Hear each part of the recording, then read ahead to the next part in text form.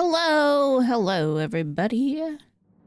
Wait, oh, there we go. It's like, Spotify, what are you doing? What's going on? What were you up to? Hey, happy Monday, y'all. Welcome on back to the stream.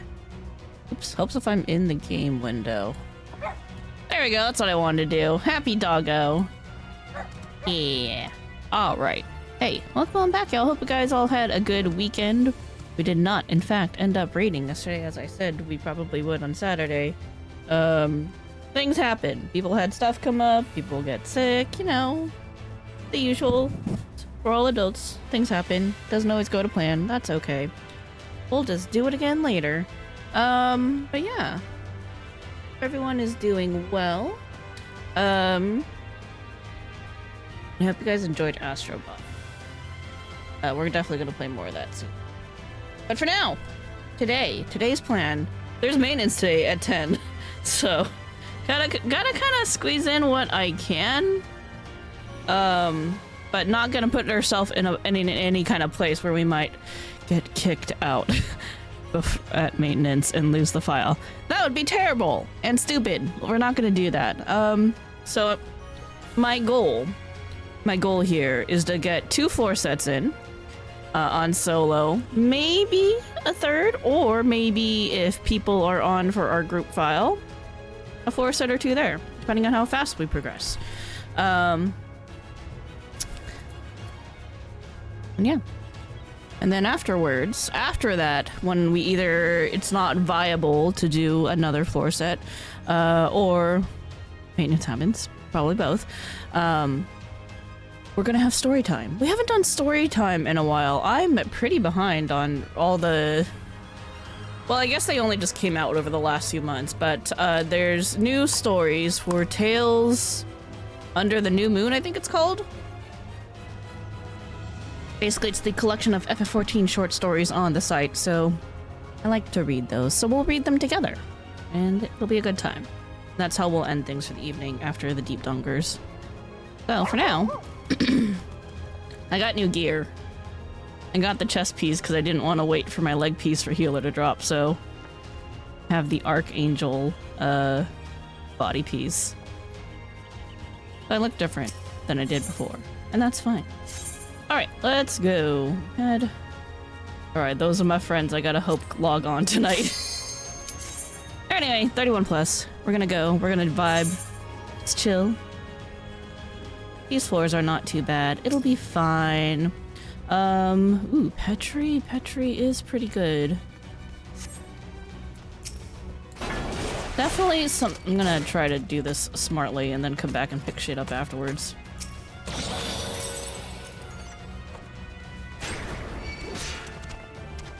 See if I can find a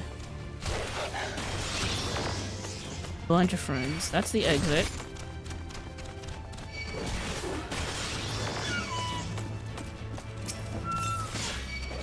It's okay. We're fine. Don't worry about it. Intuition. Great. Alright, Petri, here we go. I'll come back for that later.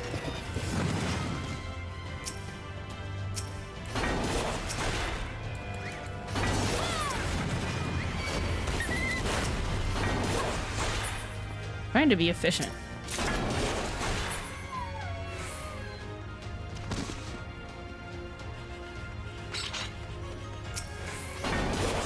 Yeah. Alright, now we've cleared the floor. Cool. Purity? Sure. For the blessing.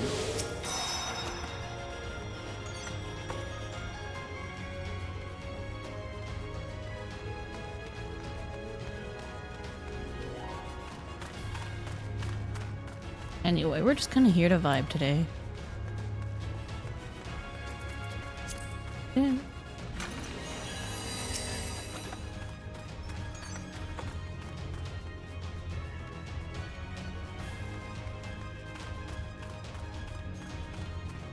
That has to be this one, right? Because I don't see a chest anywhere. Affluence? Sure, I love that. I'm a fan of those. That one is in the corner. I'll get that on the way out.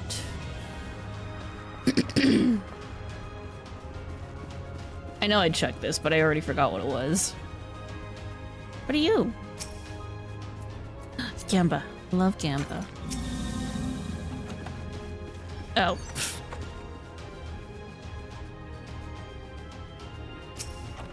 Wait.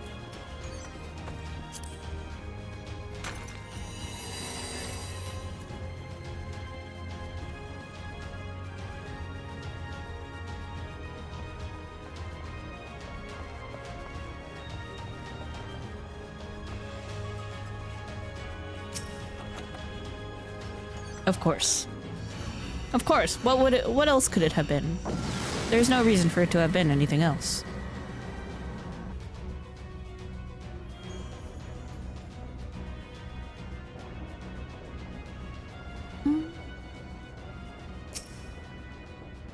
Ooh, another Petri.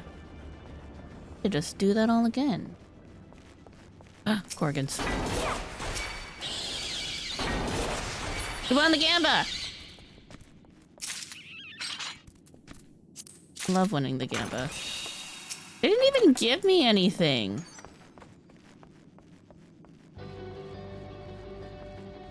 Feel a little cheated, not gonna lie.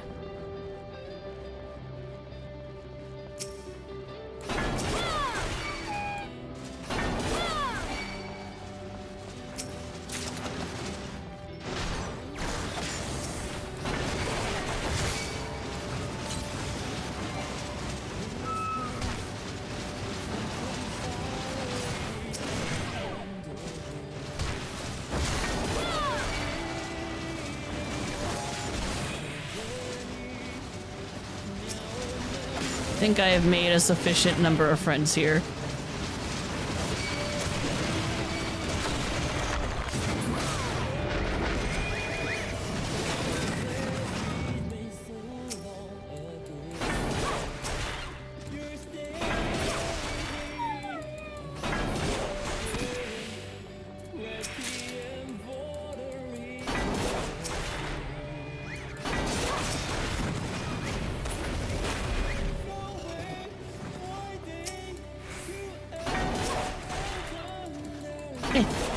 Damn. Almost.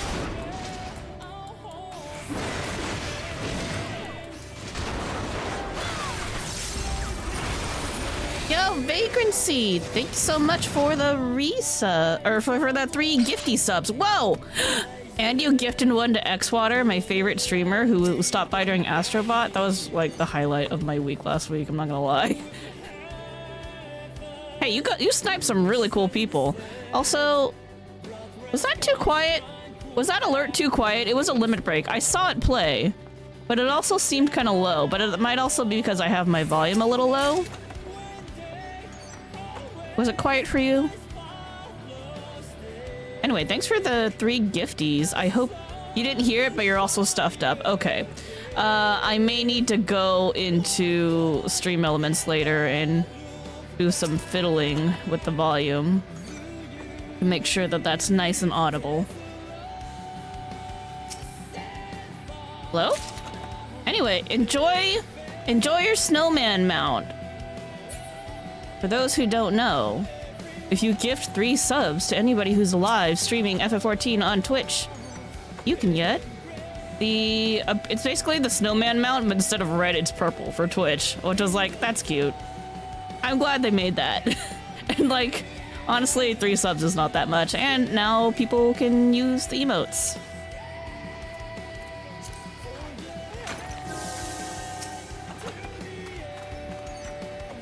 And one of the cool things about the emotes that I'm very proud of, one of my emotes finally made it into pup time. So if you type pizza time, there is a chance that Chiriko, the Chiriko nomming on the pizza emote, will show up in pup time now. Anywhere on Twitch where pup time is active. I'm very proud of that accomplishment.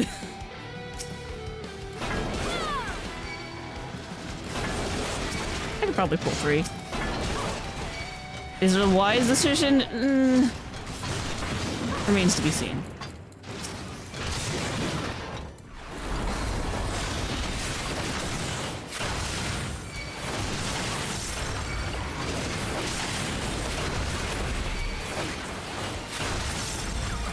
I'm making friends. Pink privilege.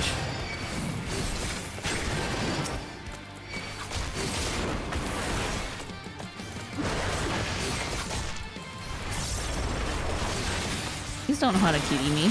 Stop it.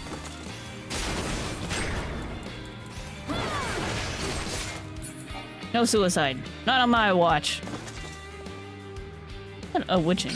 Oh, I could have witching. I'm a tank. Right, that's the exit. I'll deal with you later. Let's go this way. Alright, we have a witching, so I could just pull really big and then use it.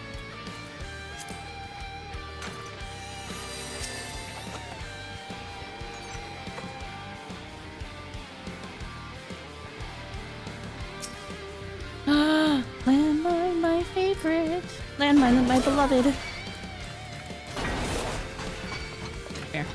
Here. Come friends. Come be my friends. Alright, don't blow up.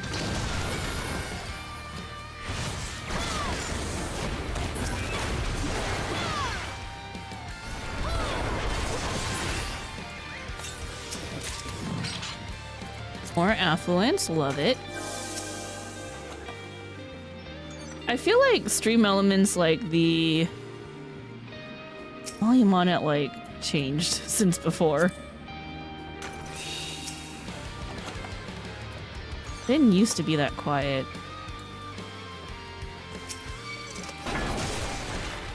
You're gonna come with me. A landmine here. Maybe we can find... Yes, alright. At least one more friend to pull onto this landmine over here.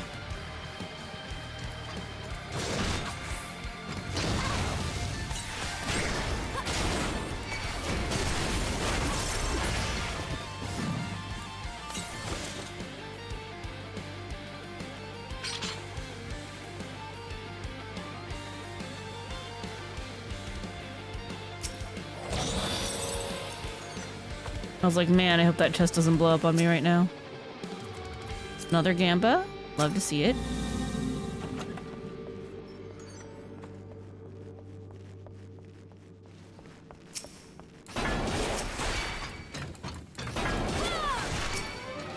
That is not a landmine.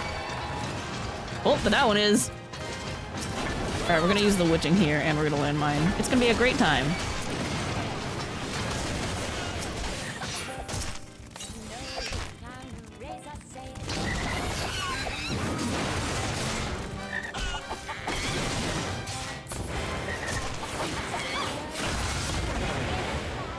Beautiful. Can you tell I'm getting more comfortable on Warrior? Again. I think when we did the last, how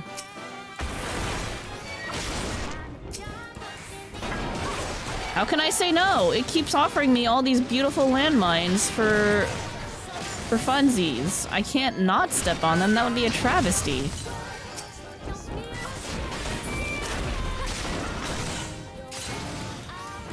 Like, I don't need to mercilessly kill all these things in here because I have no reason to, but like, landmines. Only this would double Gamba.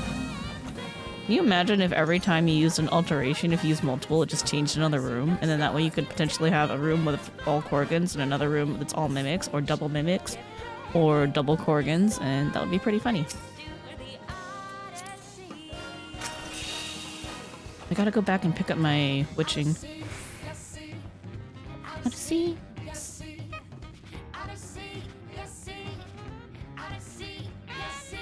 a really good song. What are you? Serenity! Beautiful. Did I just not check this room? Third Gamba. Imagine if I had 3 rooms.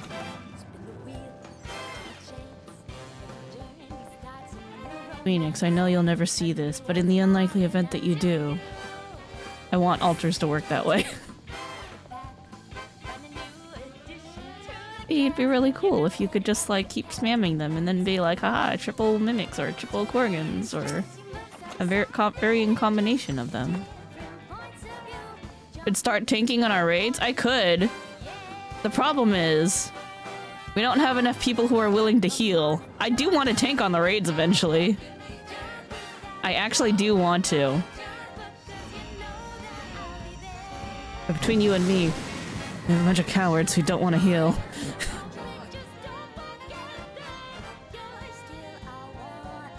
And we also have people who only want to tank sometimes. And I'm like, okay. I thought I was gonna get a chance to tank, but both tank spots are already called for.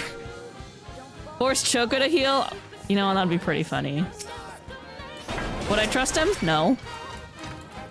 But it'd still be funny. I almost pulled all of them, and then I was like, that's probably a bad idea. Also because they could Harakiri on me like that. That's half the fun? Maybe. Maybe when we're doing the next set of extremes, I can convince people to step out of their comfort zones and do other stuff. And then I can finally tank.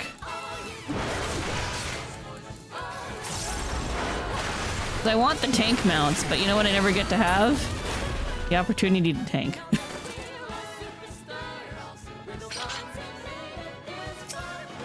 I saw that Dorn got another one and I was like, man, I want one of those. I got Korrigans. Korrigans are blessed. Anyway, we have a witching. Oh, it actually got me something. Strength? Pog. That's a bronze. I'll get the strength on the way out.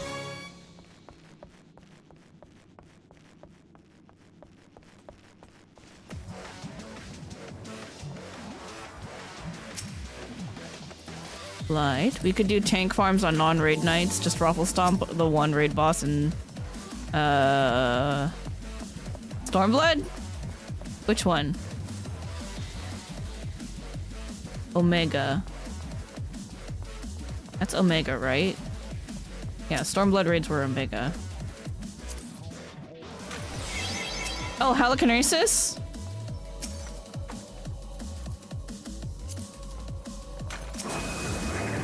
The one who turns you into frogs? Yeah. Yeah. That was a witch. Yeah, that's a witching. Sometimes you gotta take your own Mitsu on a walk. And it uses him as a tank farm for mounts. I did not know that.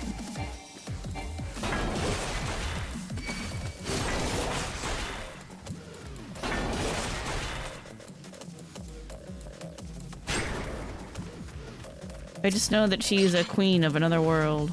I forgot to re-up the intuition. Get out of here. What do you mean there's more? Where's the other one? Oh, over there. Another strength. Okay, cool.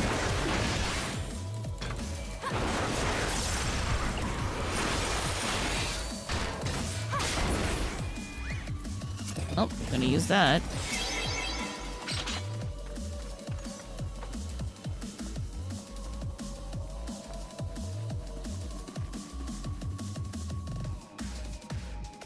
They're everywhere! Hello, Ashenmore, how are you? How's it going? How's your evening?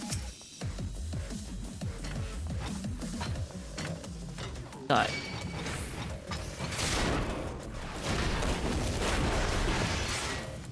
Eepy? Aw. It is Monday. Monday's a very eepy day.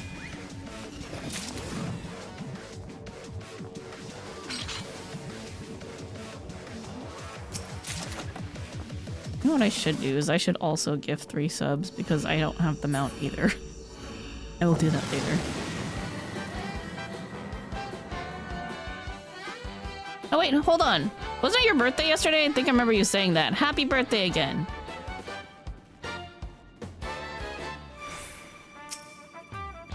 Purity? Good luck. Bold of me to assume I won't get puxed. Oh, this coming Sunday. Okay. Not yet, but soon. Got it. So I just have to remember to say it again next week.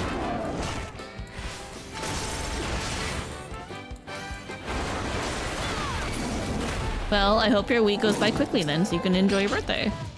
Gamba! I love Gamba.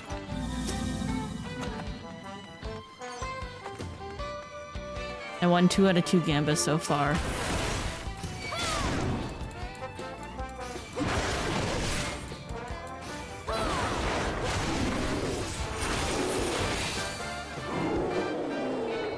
And Bubblegum KK, why are you so good? Frailty? Sure, we could do that.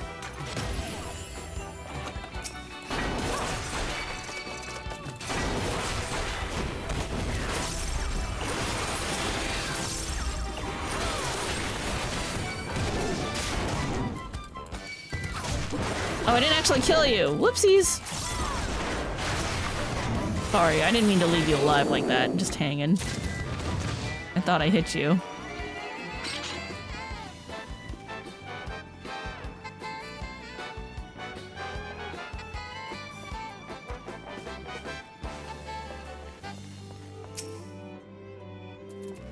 For intuition, I didn't even find the...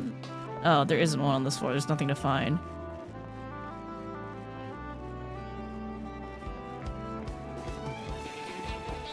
Are you a pet or are you just here? You're just here, okay. Here.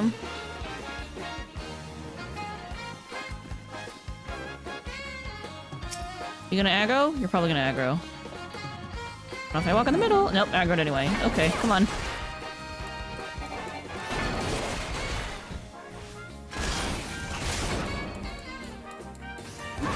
I was like, what was in that chest again? Right, the intuition.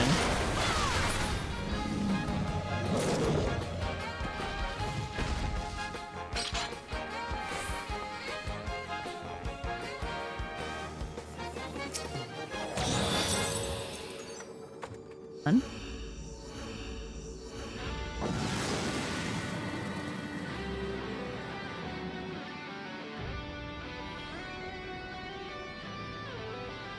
Now, if I do tank for our raid group, I don't know if I want to go Gunbreaker or Warrior, because I like both.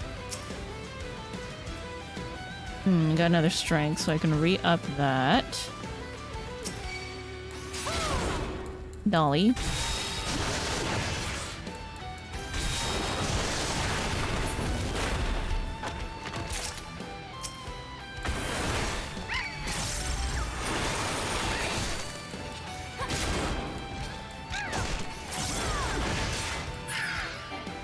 What are you?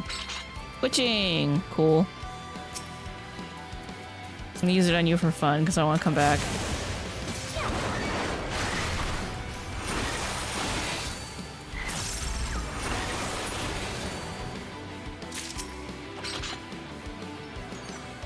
Right, and I'm probably not gonna come back this way again for that strength, so... we'll use it and re-up. This was the entrance room, so I can run through the middle with Reckless Abandon.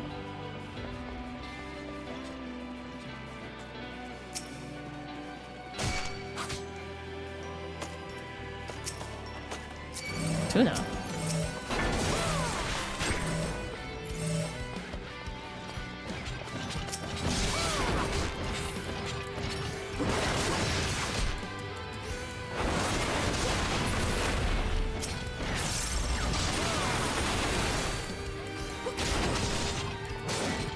You got mimics, we lost the Gamba. Womp womp.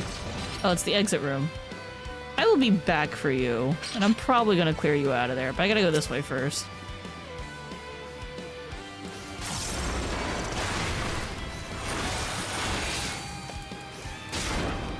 Don't do that. Oh!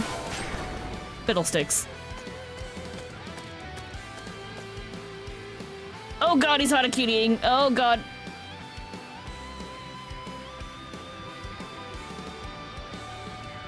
If I run away far enough. Yep. Alright, cool. Cool!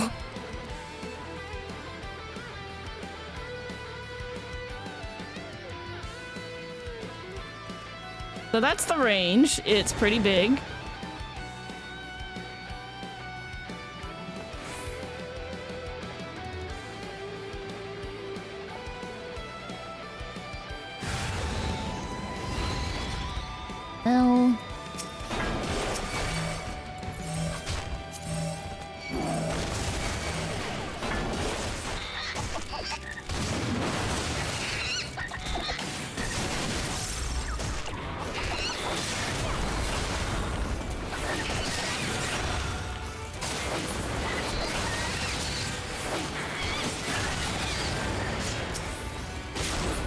Everything's fine.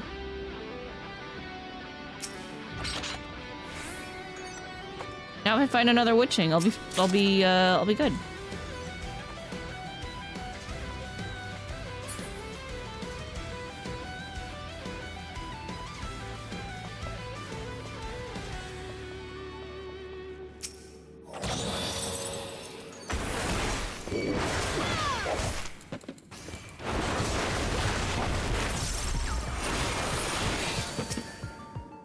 Ooh, strength 3 up. We'll get that on the way back.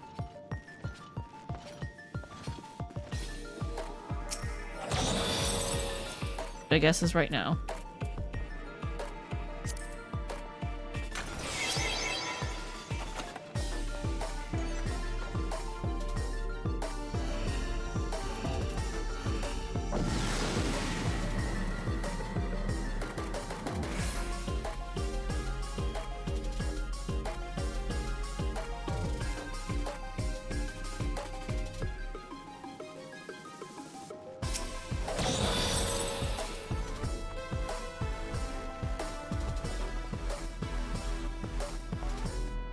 Where's it? It's over there. Light.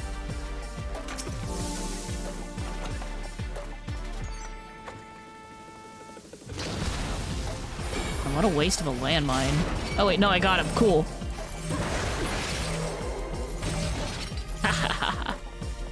All according to Keikaku.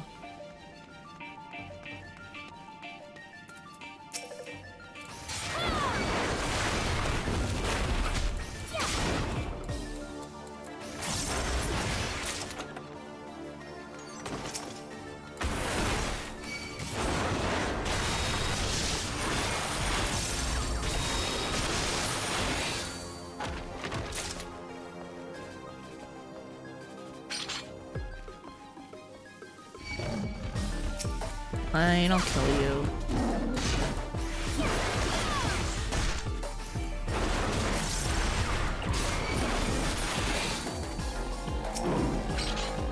Ooh, there's my witching back. See, it all worked out.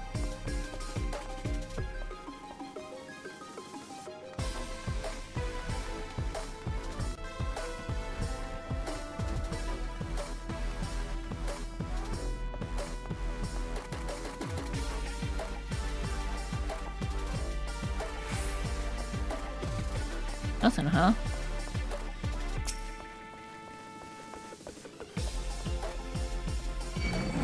The boat's room. Oh, there's the exit. That means I gotta go the other way. There's still one room down here I didn't look at.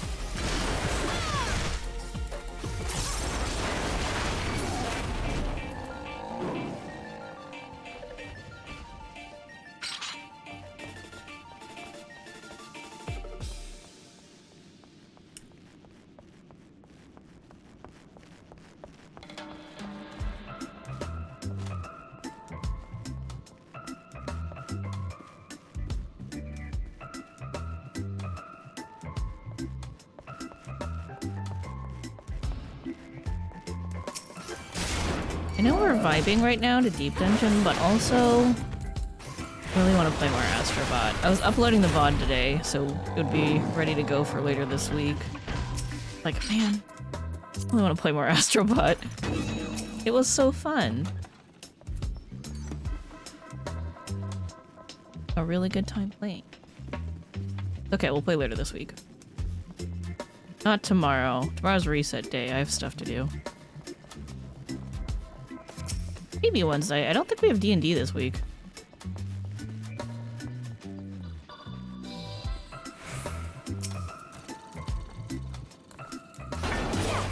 Here, friend. The chest. Back there.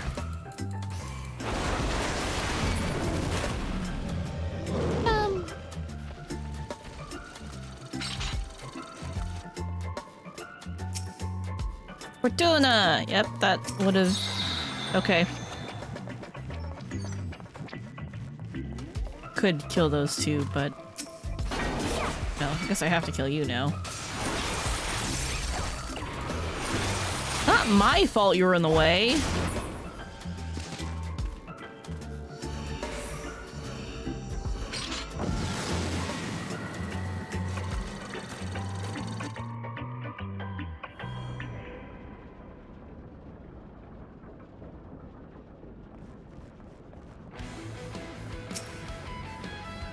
Steal! Or Steely Dan.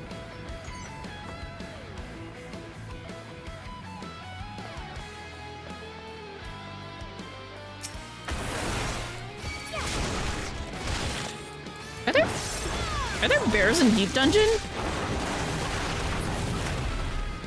I'm only asking, because I was thinking about lions and tigers and bears, oh my! And then I was like, oh, there's definitely lions and tigers.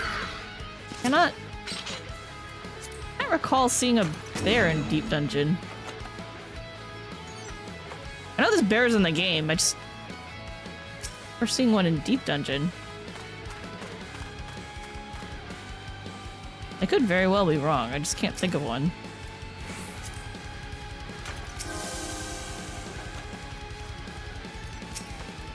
Hello, Dogu.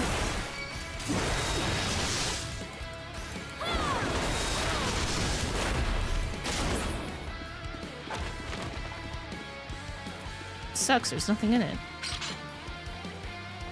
That room sucks more! What a terrible direction! Got baited by that Dogu into walking this way for nothing.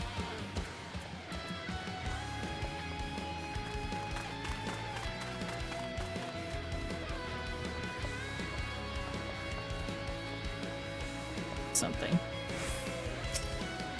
Fortuna! Actually have to kill more, so that's appropriate.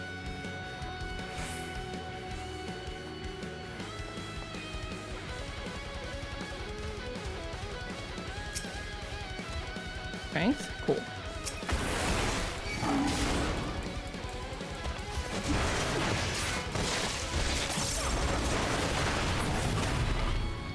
You drop me something? No? Boo. Oh wait, I still need to kill one more. Now this was kind of a high kill floor. Not flighted? No, it was. This would have been higher kill if I didn't flight it. Okay.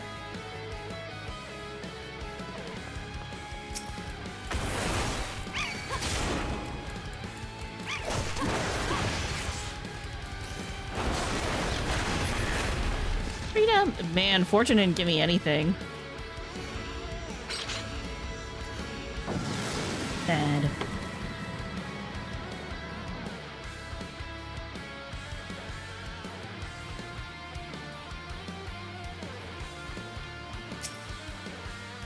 Purity for luck. I don't need it. The purity, I mean. I don't need it right now, but we're using it for luck.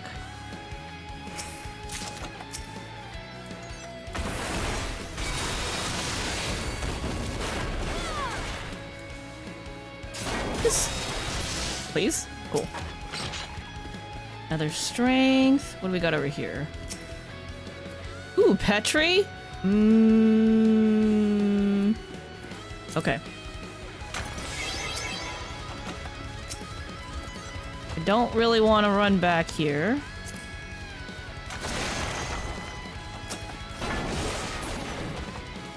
Off we go.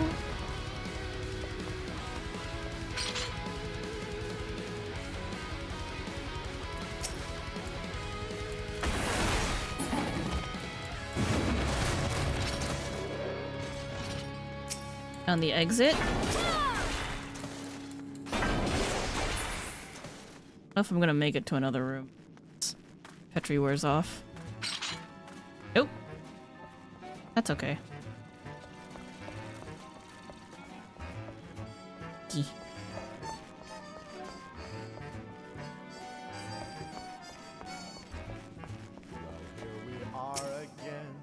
Conceal? Shit, I should have checked the chest. If I lose, it's not a big deal. The next one's the boss. What am I gonna do? Hide from the boss?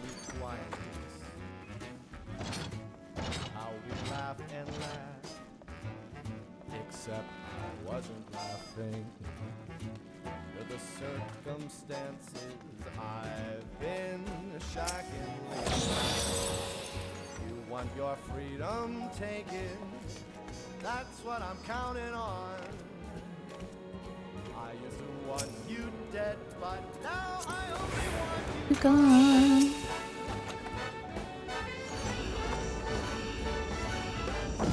That's what the dungeon says. Was a lot like you. Well, maybe not quite as heavy. Man, that's such a rude line. Now, little care. Oh, Bima! I think I want you in the middle. Come here. Say, how'd you get in my room? One day they woke me up so I could live forever. I should have done these first. Oh well. You've got your choice,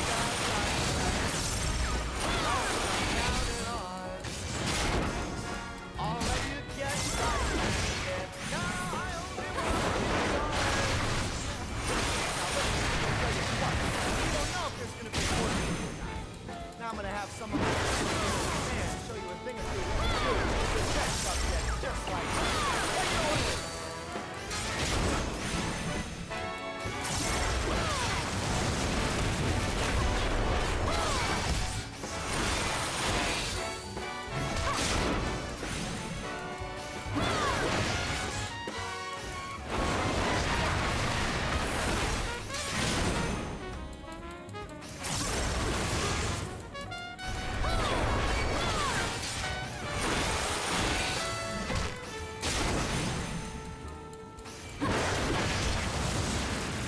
Got a mustache. I never noticed.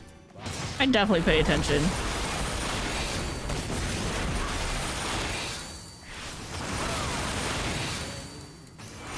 Kinda cute. But I'm still gonna kill him. But it's kinda cute, right?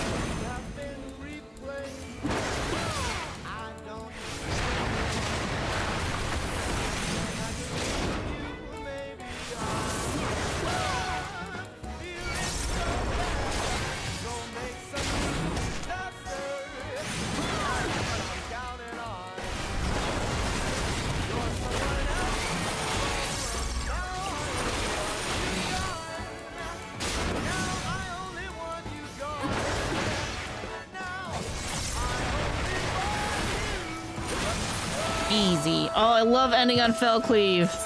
Oh, it feels so good. It just tickles my Unga Bunga brain. Oh, by the way, chat. So, like, I made... There's new commands. And I'm gonna... Besides the one for Snowstreamer, which, by the way, again, if you gift 3 subs in the channel, or any other channel that is streaming FF14 currently, I think now through the end of the month, I think that's how long it's going, you can get the purple snowman mount. It's just like the red one, but it's purple for Twitch, which is cute. But anyway, other new commands.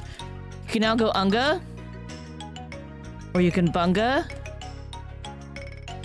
or you can go Unga Bunga. And then that actually explains the Fell Cleave brain cell. Anyway, let me gift you guys 3 subs so that I, too, can get my mount. I have to open my own channel. Ah! Alright, hold on.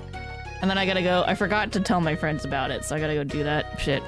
You guys can have 3 subs. Custom amount, 3. Alright, good luck!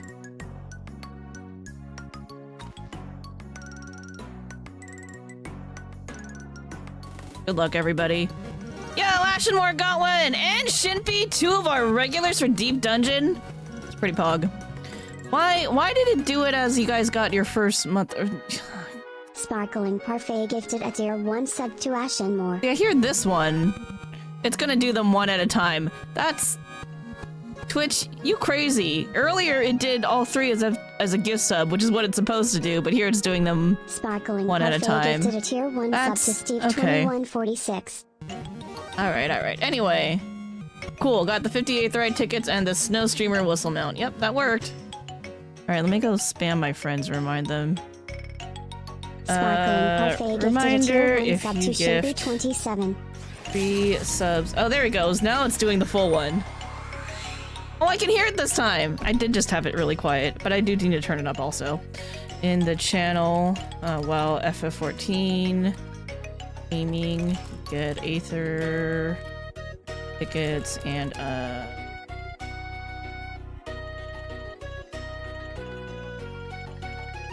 I should probably pin this.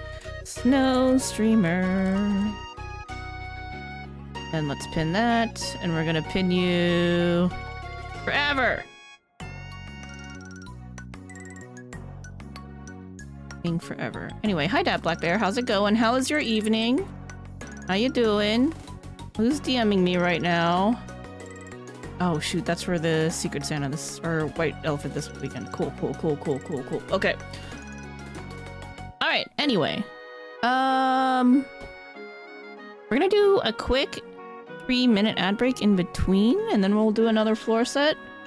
And then we'll see what happens. And cash in more, and then sometime if Shinpy comes in, you guys don't have to watch the ads. Good job. All right, see you guys in 3 minutes. Put that up. I'm still here. I can talk to you. I can talk to the subs. Haha. Your brain is largely off, but outside of that, you're doing all right. Nice to hear. While we're doing this, I could probably. You guys want to see what the mount looks like? I can pull it up really quick while we're letting ads play. I would get up and stretch, but I'm actually not allowed to do too much stretching right now because my neck is still injured, and apparently stretching was making it worse. So, here we are. Anyway, I like how you can see me in the corner. Anyway, that's what the snow streamer mount looks like. See, it's just like the red snowman, but it's purple. And you can get that and 50 Aetherite tickets when you get 3 subs in any channel that is streaming Final Fantasy XIV. That's very cool. And since they upped the price on Aetherite with, that was with Endwalker, right? The Aetherite teleportation cost, those tickets are, like, kinda nice now.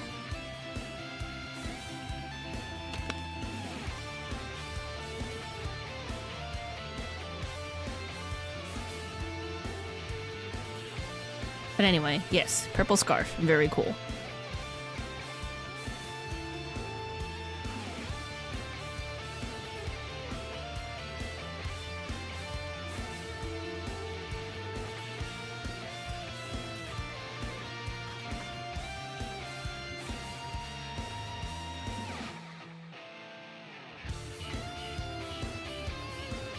Gonna open a thing in the back. Take care of some stuff while you guys are on ad break, so I'll talk to you guys in a bit.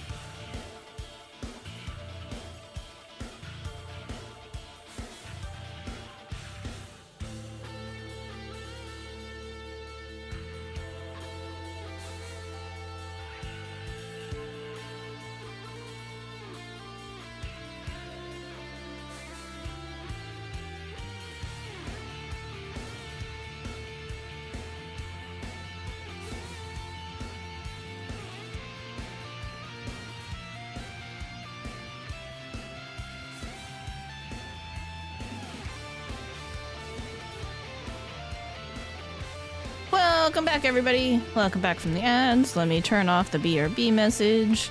All right, let's do another quick 4 set, and then I think we'll be good to maybe do the light party file, which will be swell. Because I don't want to do the higher floors today, because I don't want to get... I'm not ready for that mentally. And I don't want to risk, like, accidentally getting kicked out. I also heard that there's some DDoS issues that are kind of happening right now, so That makes me a little nervous if we're on higher floors. When you're sub 50, it doesn't feel so bad. It's like I can recover from that.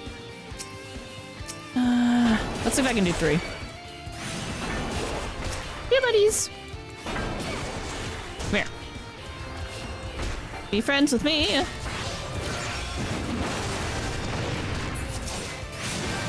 I mean, I should be able to do 3 in my tank.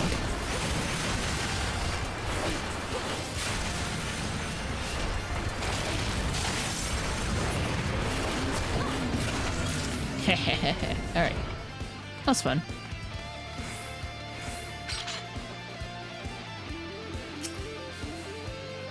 Gamba! Love me some Gamba.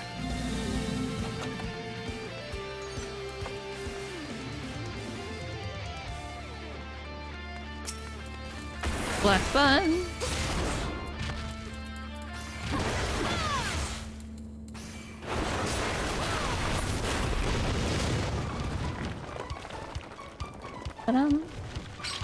Another one? 2 pats! That's fine. I'll get you both.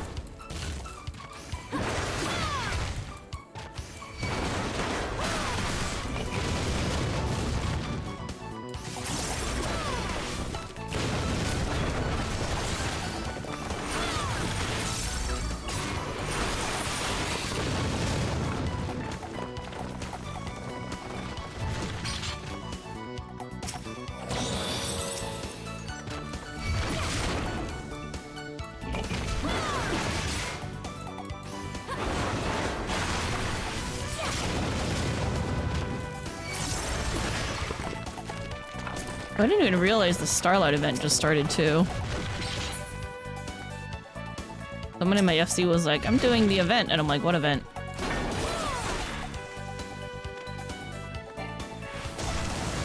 Alright, we might do a short stream tomorrow then. Gotta do the event. Totally forgot. Another strength, but it's at the exit, so we'll pick it up on the way out.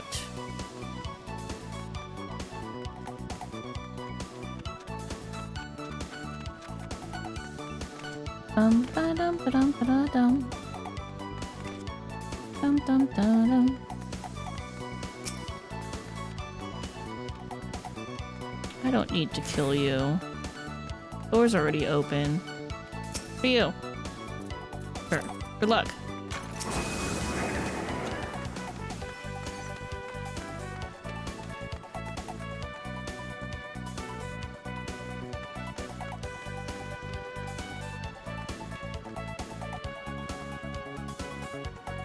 That's the strength, right? Sometimes I have goldfish memory, I swear. Like, I know I literally just checked it, but I forgot.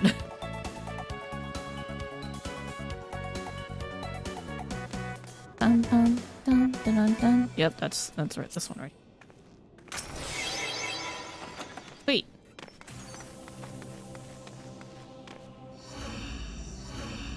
Under 5 minutes. Just what I wanted. Oh, god damn it! Did you really want to die that badly? Buddy, come on. It's not worth it. You didn't have to come over here. I would have let you live and you would have been happy.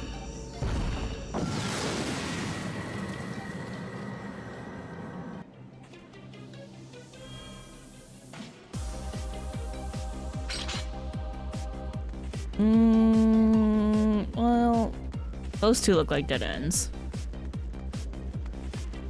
Although this one could potentially have a door. Nope. And that's the exit. And that's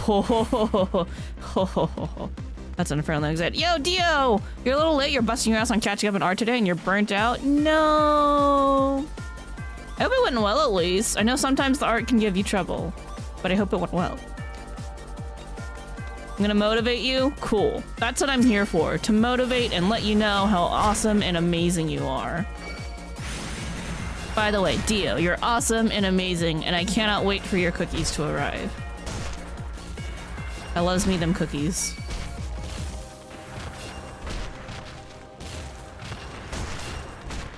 Oh shit for brains.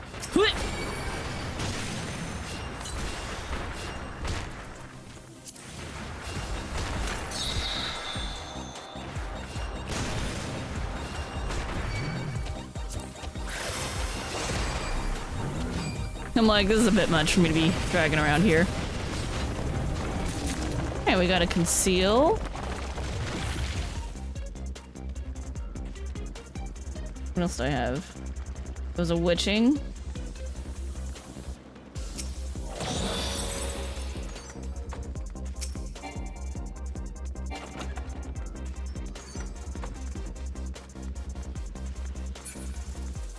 I mean, there's not much point in me using the conceal, but I'll do it anyway for funsies.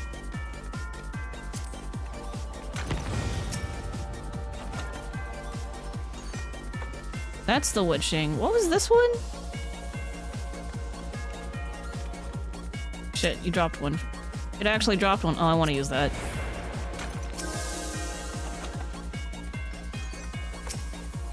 Sorry, no. Ooh, nope, that was raising.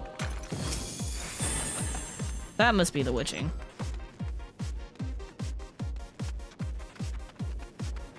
Worth it.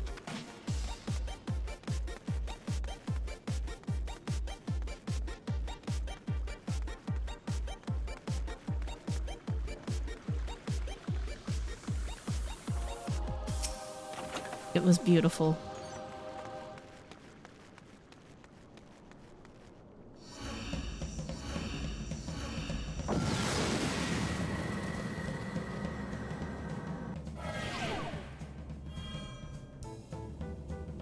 Damn, this is a really good jam too. Oh shit. This scares me every time I see it. I'm just like, ah! Did you know I have a fear of heights?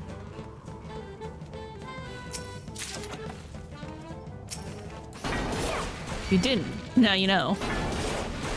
It doesn't really bother as much bother me as much in game, except when I'm like not expecting it. I'm like, oh, yep. I could have got vertigo from that.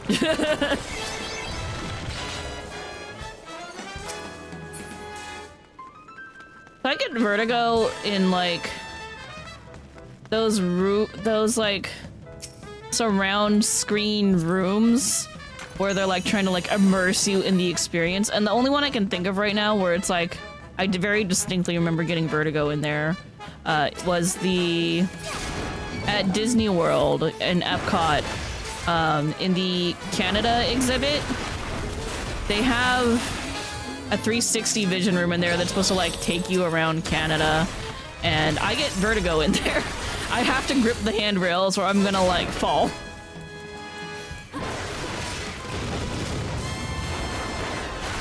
It's still really cool. I love watching it, but like, man. My eyes are like, whoa, man, what's going on here? I don't know if I can take this, dudes. Like, why aren't I healing? Oh. Heal myself. I know, buddy. I know. You're fine.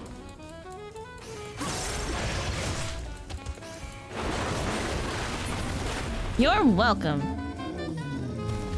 I wanted to get my own snowman mount, so I was like gifting subs, and I said, alright, good luck, y'all.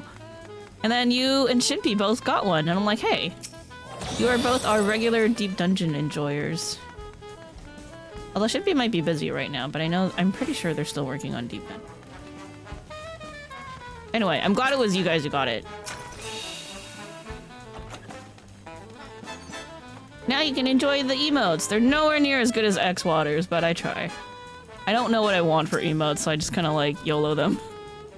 I try. Like, I could pay an actual artist, but like, I don't know how to describe what I want because I don't know what I want. Oh, it's not open yet. I'm like, why can't I leave? I didn't open the door, dum-dum?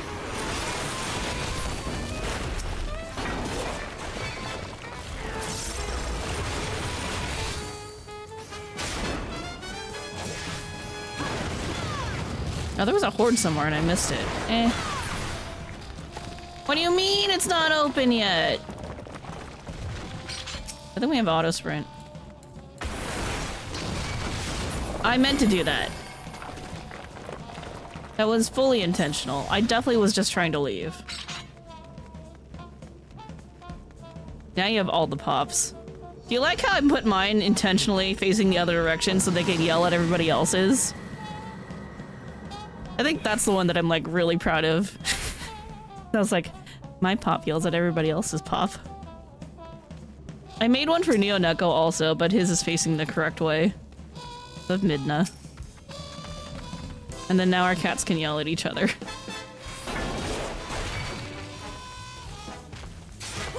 Pop, pop, pop, pop. I'm just like, Chiriko would want to yell at everybody else's pops. You'd be like, excuse you? I am clearly the superior pop. And I'd be like, alright, child.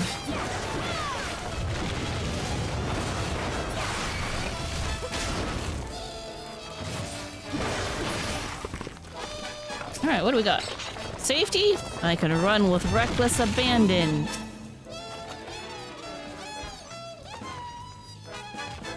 That's definitely a dead end that way. Frailty? Sure.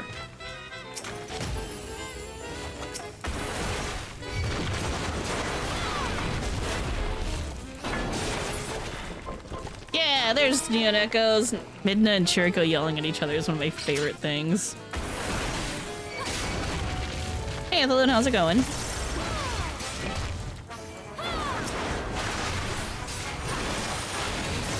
Are you ready for some deep dongers maybe after this floor set, hopefully?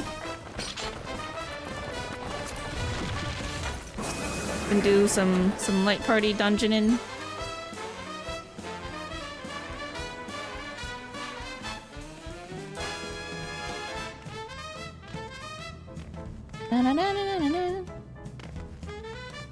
Those are some stone faces.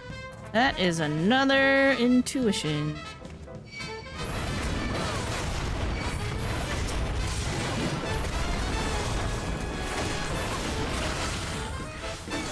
Buddy. Making it real hard for me to do my AoE thing. Come on.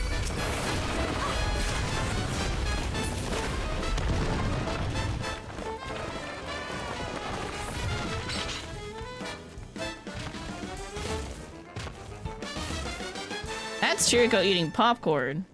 I was like, I want a popcorn emote. And I was like, Chiriko eat popcorn. But he's also eating pizza in the new Nom emote, which made it into pup time. So he's just eating all the junk food for some reason, even though he really shouldn't be because he's fat. What's this again? Intuition? Yep, alright. See if I can trigger it. Pizza time. Nope. Let's try it again. Pizza time. Yeah, there he is! It worked. I'm so proud of that. It makes me so happy.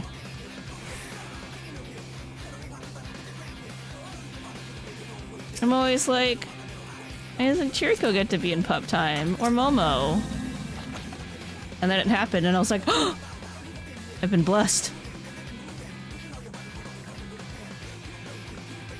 It was very exciting. I had a very exciting day.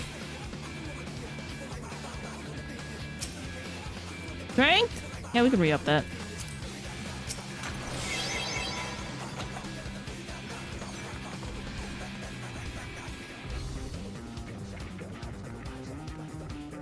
God, this is such a good song.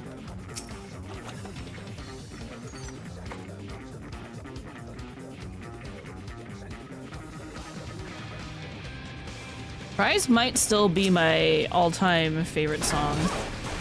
Quite possibly.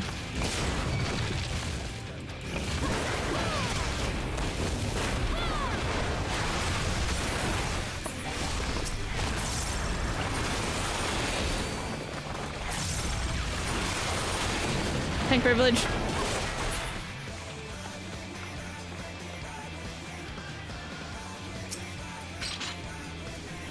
I don't really... I'm gonna re-up that on the way out. Maybe. Possibly. No, I'm just gonna... What if the exit's the far one? I don't want to come back. My laziness has won me one over.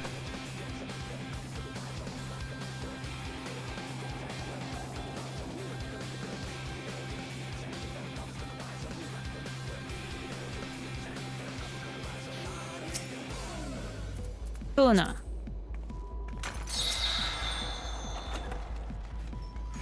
Very fortunate.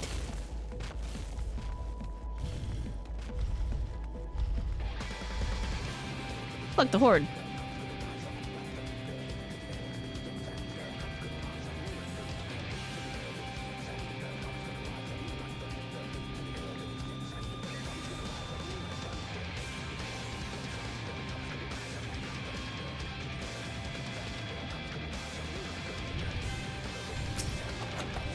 A horde.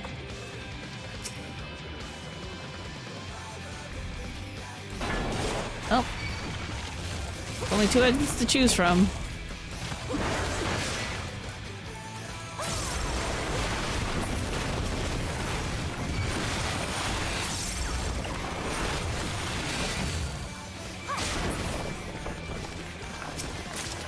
Not open yet, huh?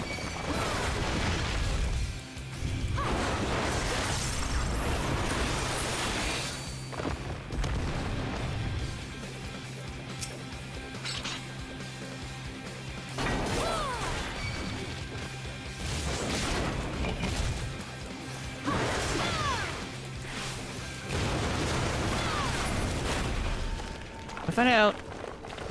Yay! Good guess. Wait, hold on, I dropped something! Shit!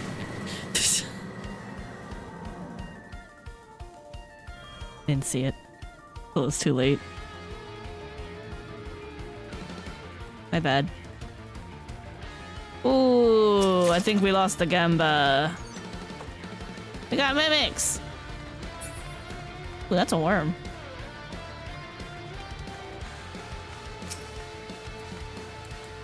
Hey, buddy, buddy, buddy, buddy, buddy, buddy. What are you knowing about? Mimics aren't that bad. They're fine.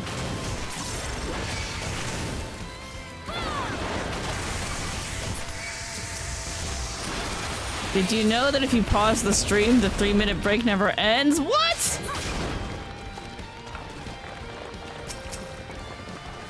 That's kind of insane.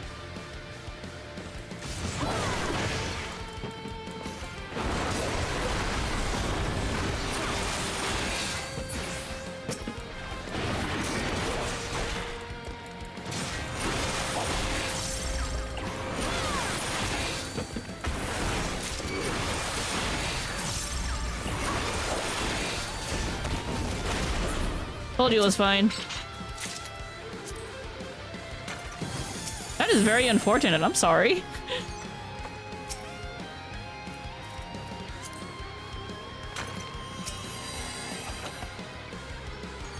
That's not something anybody should have to learn. Twitch just tried to scam you. They're like, here, watch a lot of ads and make us all this money for no reason. Stupid.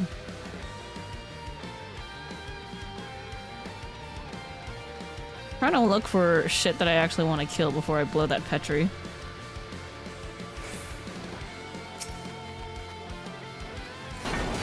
Here, I'm gonna walk my worm. I'm not ready to blow the Petri yet.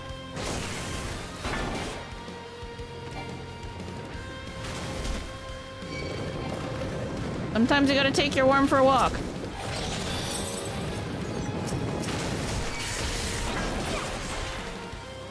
I didn't mean to stun you. My bad. Might as well use it here, because I don't want to have to come back. Alright. Yep, I meant to do that. Yep.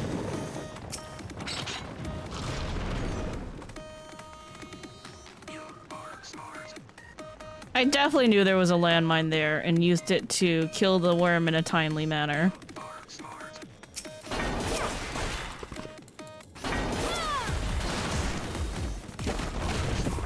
Okay, that one I didn't know about. Damn.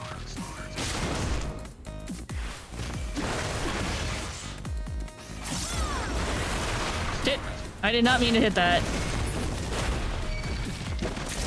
Look. Things happen.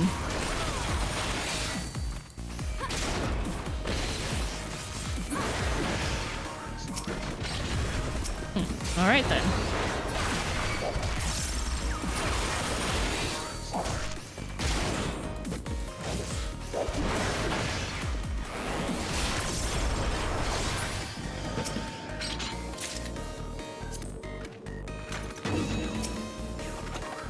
Alright, well that was a floor. Things happened. It was a good time.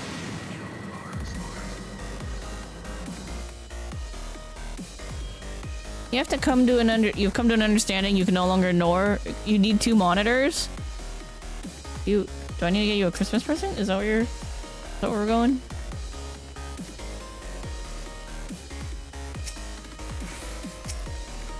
Your reference is covering the stream? Oh. I do like 2 monitors. Once you go 2 monitors, it's really hard to go back. Yeah, it's true. I am in camp, you need at least 2 monitors at all times. It's really hard for me to work when I'm on vacation because I have to work off a tiny ass little tablet. Holy shit, it's so hard when I'm used to having 2 monitors.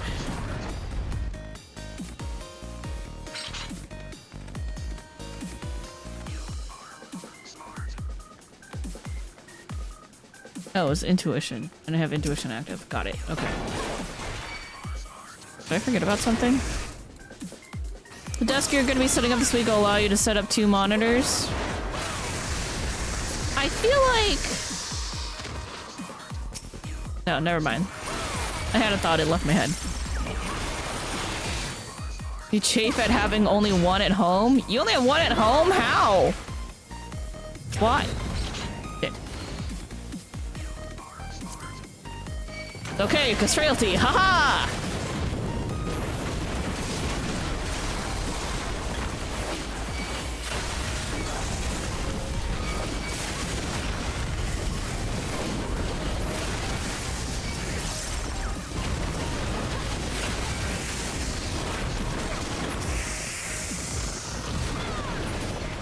Warrior privilege. Unga bunga. Oh yes, for those of you who weren't here when I finished the last floor set, we have new commands. There's Unga, there's Bunga, and then there's Unga Bunga. Unga Bunga being the explanation that all warriors share the same brain cell, and it is called the Unga Bunga brain cell.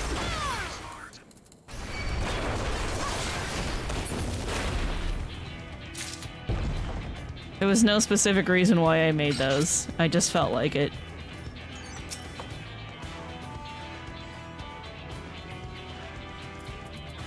Who am I to question the will of the gods?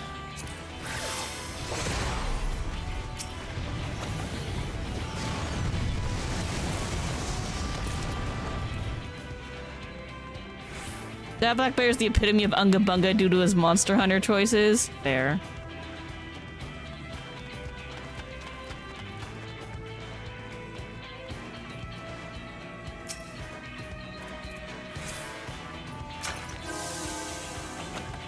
Although, I gotta say, my favorite response is when you type Bunga.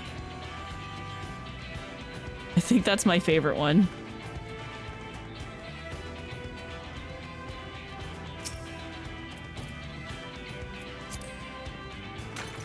Yep, that one. Because it goes, Unga? Like, why did you say the other one first, huh?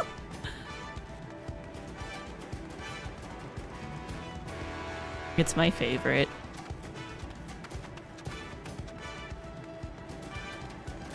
You have bungad before you ungad? Do you? When you're borrowing the brain cell, are you only borrowing half of it? Nice landmine.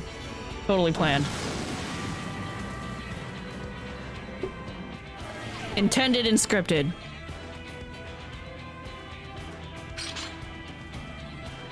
Sometimes? Brave of you to admit it.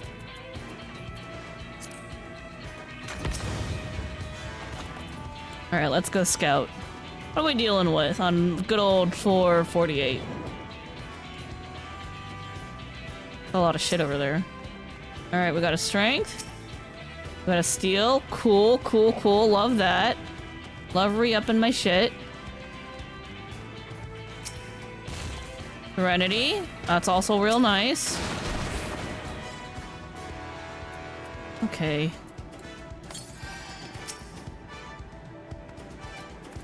Well, since I'm here.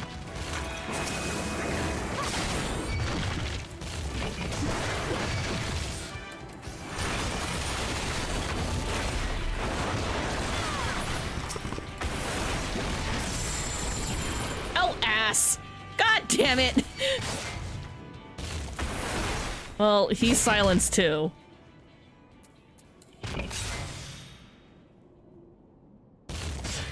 Just wait in 12 seconds, I'm gonna kill you with upheaval! Unless my auto attack gets- he's gonna die from auto attack. Yeah, they also get silenced and thing. They can't do anything either. That's the beauty of it. They also get fucked. Alright, we know it's a strength and steel here. But let's take care of that room.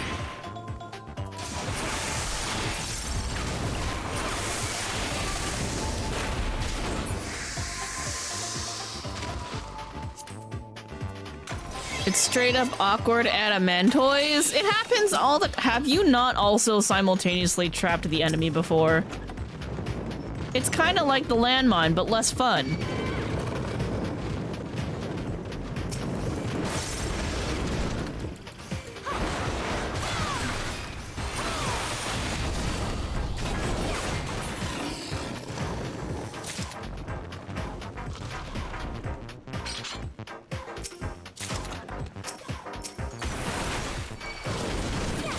You have not. Usually it's you getting ready to sneak up on a mob and then poof, silenced. Could definitely trap enemies more often.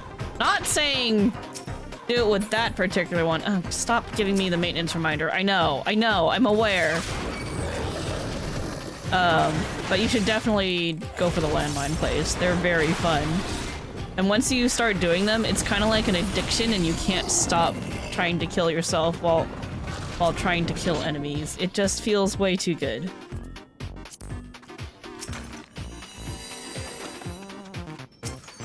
Like, I have no reason to kill these two Muniwas right now, but like, they're next to a landmine.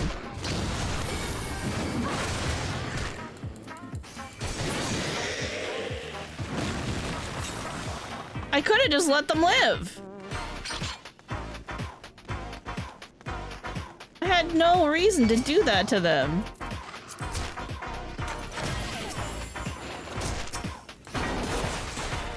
Other than the fact that there was a landmine there. Rude.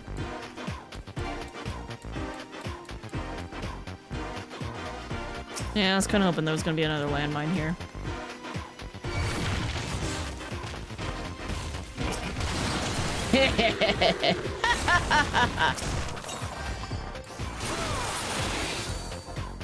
I was really hoping that silver was going to be a landmine just so I could do that.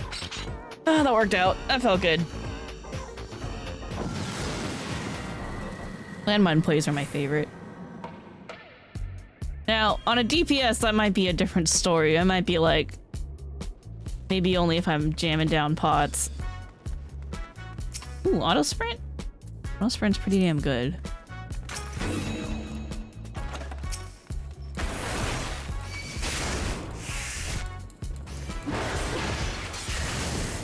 At that point, it's Panic City. No, it's not. You just gotta know how to deal with it. Like, do I have second wind ready?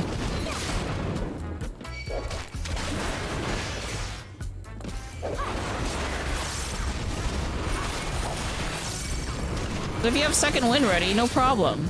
Just like me having equilibrium ready, no problem.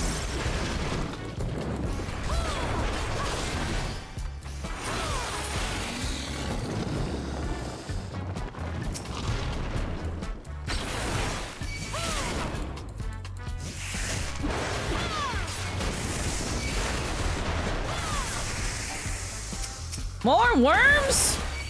Wormageddon up in here.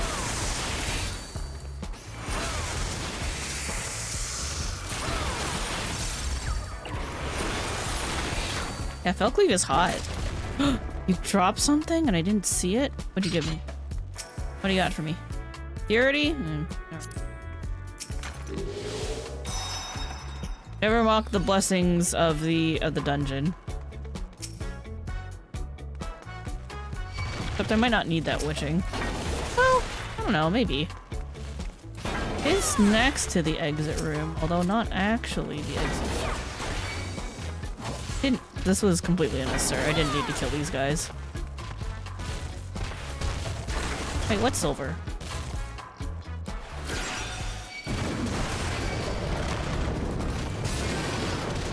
I'm just being a murder hobo.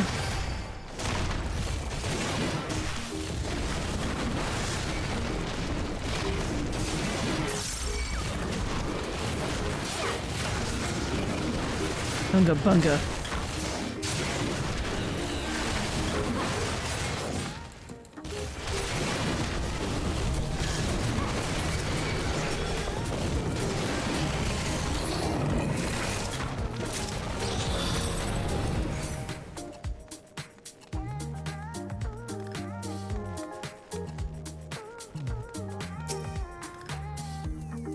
Damn. Damn. That would've been good. I should have checked that chest while I was running with the worm. Or whatever it was that I had. Oh well. Bus time!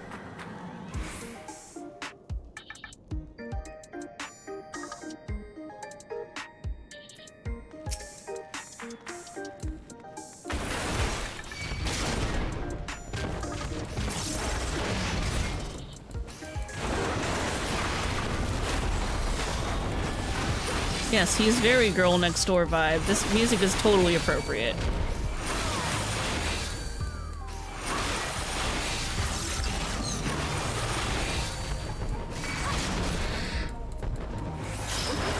Nope, no lucky.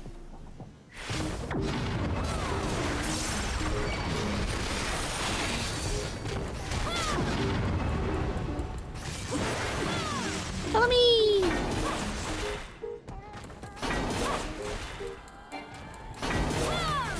Come here, buddy. Come on. Come on.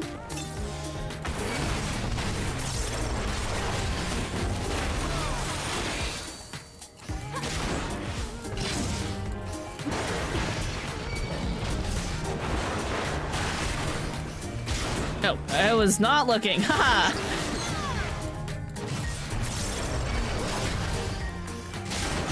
Did you know you actually need to slightly pay attention during boss fights?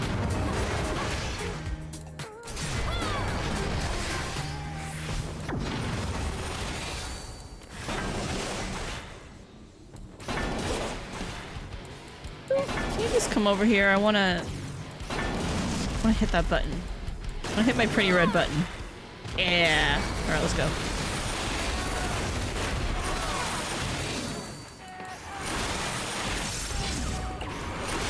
Delicious spell cleaves.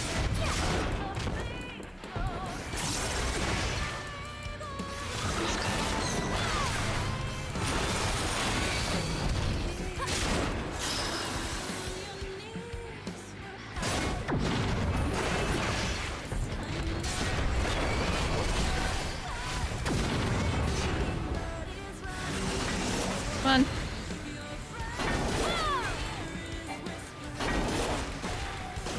Over here. Be my friend.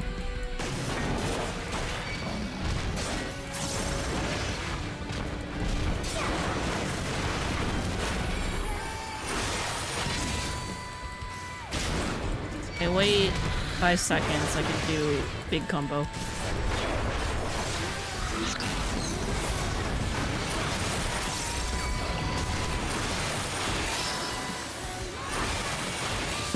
I want to hit the button.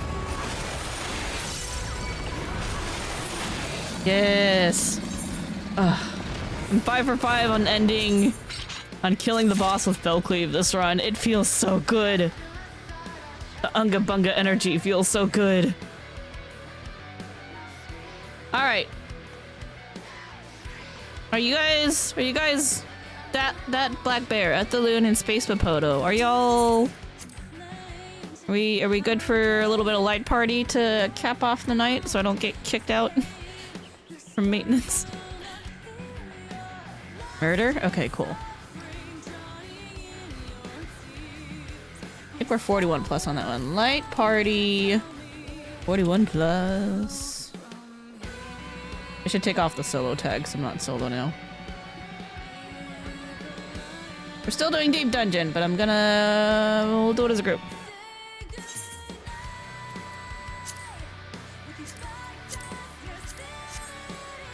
I'm gonna lean against the wall of readiness. This is our oops, all tanks. but not all the tanks. Have it on a high run. We can get the practice in. Because I need it for the higher floors.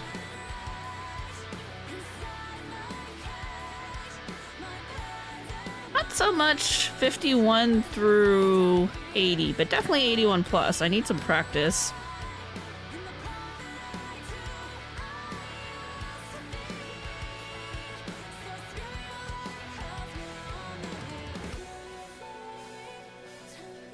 Such a good cover.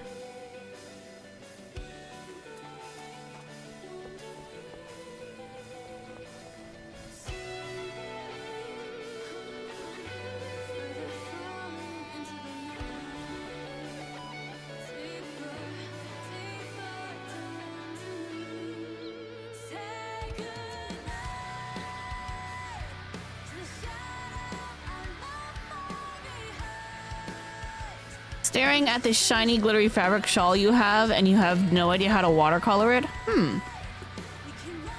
Are you doing a watercolor of the shawl or are you trying to color on the shawl? Because I would think for when you're coloring fabric, there's probably certain kinds of paints that'll stick and other ones that won't. Painting the shawl. Okay, okay. I don't know what kind of paint to use for that. Oh, of it, okay.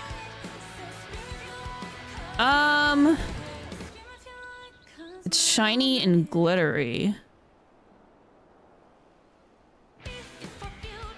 You had Scream then Bees? That's amazing. Thanks, Spotify. Doing me a solid.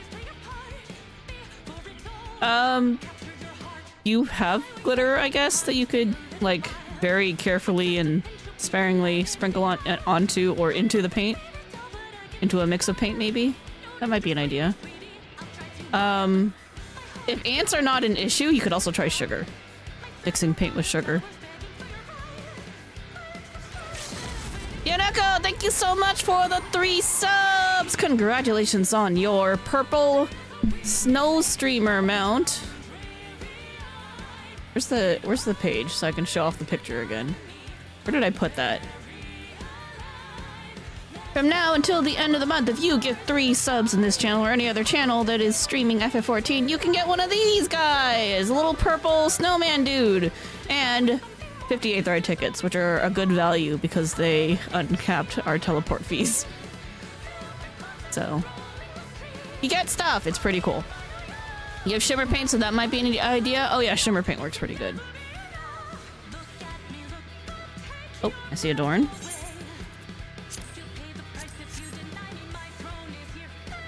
You know what I was thinking of the other day? That Black Bear, thank you so much for the 3... Yo, and you snipe cool people. You snipe both Caustic Acid and Warlock, who are both regulars of the stream. Caustic Acid made by PNG Tuber here. So, amazing. Oh, and Neo Neko sniped my friend and Runar. Hey, we're getting some good snipes in today. Good job, guys. You're sniping awesome people.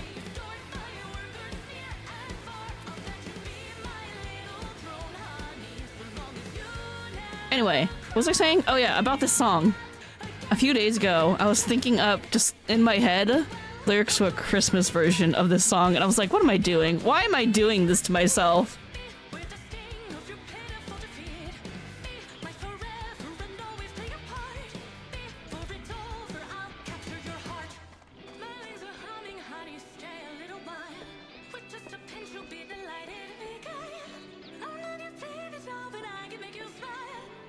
Ooh, are we all ready? Didn't we have a paladin? Oh wait, no we didn't. We did not have a paladin, that's right. Yep, alright. Got 2 gunbreakers, we got our Dark Knight. Alright, cool, let's go. Everybody's in the wall over it. Oh yeah, voice chat, that's a good idea. That's very smart. Hello. Oh my god, there's a meow. I was busy jamming to bees, I forgot voice chat existed. Bees. Bees! Oh Bees? my god. Like Honeybee Lovely? Yes. Nice. The Husky by the Geek cover, and crap, I forgot who he did it with. But the cover's playing. Oh, we got a Petri here, so go make friends. Yeah. I'm off to make friends. Aria, that's the name of the singer. Mm-hmm. Let me know when you're ready. Ooh, we got a hype train too. Yo, the Christmas emotes are actually pretty good. Some of them anyway, not all of them. Okay, I've made many friends. Petri! A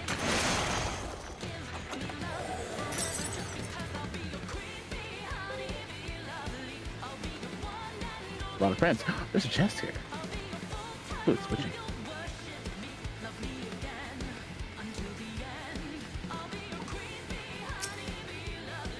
Safety. Doesn't really. Oh, I love Gamba.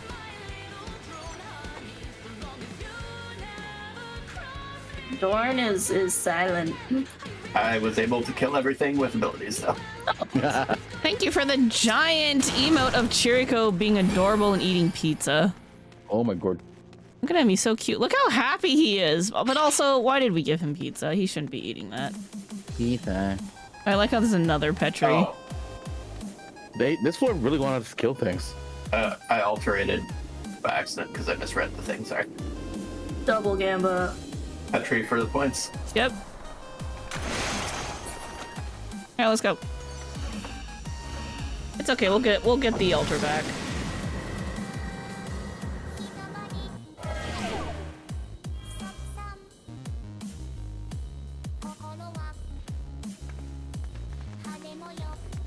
Ooh, auto sprint, the best. Oh, we can't use items! Ass. Hey, thanks for the 100 biddies. I just realized these are actually high-level floors, and I probably shouldn't pull everything in the room by default. They're not that bad. Actually, for a tank, you can still pull everything and live. It's fine. Ooh, Magicite! Fun times! Oh no, I forgot. Why is my screen on fire? Oh no, you forgot a message. I wish I could use that and affluence. it didn't take down my health because I was invulnerable.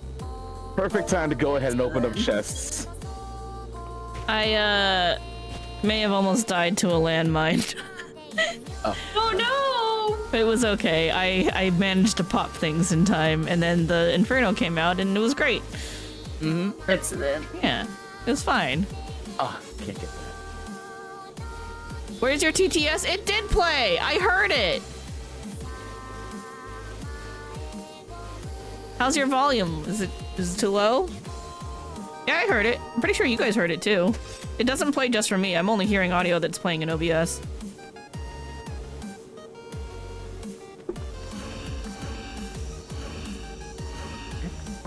I am in Stream Elements. I could just replay it. Activity feed. Oh no, it wasn't in. Wouldn't be from there. It was from a different thing. What thing am I using for the TTS? Ooh, hype chest. What do we get? All right, what emo did I get? I got hype cute. You heard it, but barely. I might just need to up the volume on it.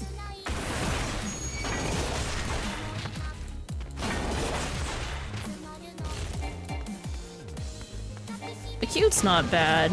There was a frog one earlier that had a look about it that was pretty cool.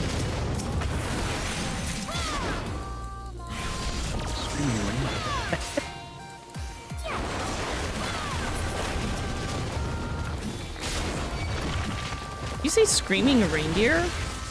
That's what I heard. That's almost different than what I'm saying. Emo-wise. It's a very normal thing to say. Talk about. True. Oh, it's got a plane pound us. Nope. You're a plane pound.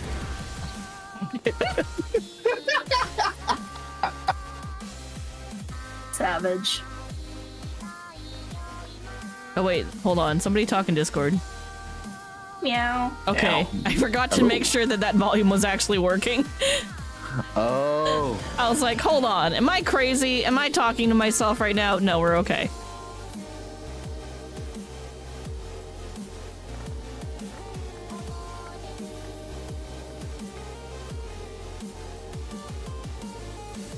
And I'm running. Replay your message, you want to hear it? I don't remember which app I used to set up the TTS is the problem.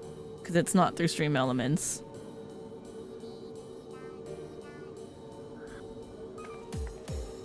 Here, I'll just redeem it myself with my infinite macarons. But on. Where is it? Nope, not that one. That's the wrong one. There it is, TTS. Oh no, I forgot a message. Loud and clear to me.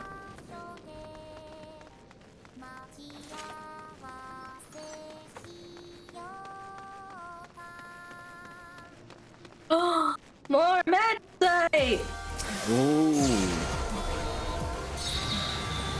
That was a well-timed because I walked over an otter trap and I'm not an otter. Because I was invincible. Nice. Oh, look how cute that giant Momo is. What do you have to, Cricket?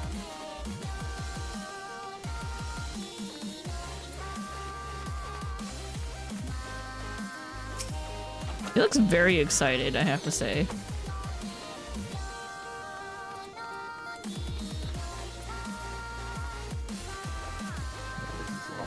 Small floor.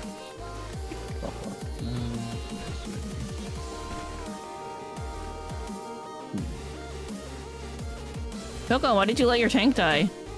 I didn't. What are you talking about? Why are you on the ground? It's Why are comfy. you both on the ground? Fun. Huh? I'm confusion. For shits and giggles. Okay. Know that everything we do for shits and giggles. Alright. True story, I was here. Gamba. Oh. Oh my god, 24 good Hours one. Cinderella is the best thing ever. Why It is. not Choco I agree. Murder? Why does Choco murder? Raisins? Because he hates raisins? No. Oh, Wow, what a hater. What did raisins ever do to you? Did they hurt you as a child? No. Hey, look, another magicite. Good luck. Nice. my God! Yo, Cosmic's Acid, hello! Welcome on in. How are you? I turn around and all I see is Titan ass. What the hell? Wow, okay, I see Choco was still Yes. focusing on asses. Oh my God! Really? So Nothing? much magicite. It's the blessing of grew- Majima. Yes. Blessing of Majima. Yes, because 24 Hour Cinderella is playing right now. You're here for the mayhem, as you should be. Chat, for those of you who don't know, I love Majima. He's my favorite.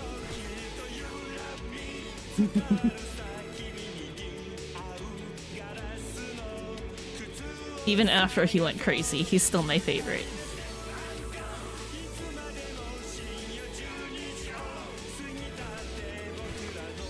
I know it's. Oh, No. we got it. Sometimes crazy people are hot. It's fine. Yeah, that's fair.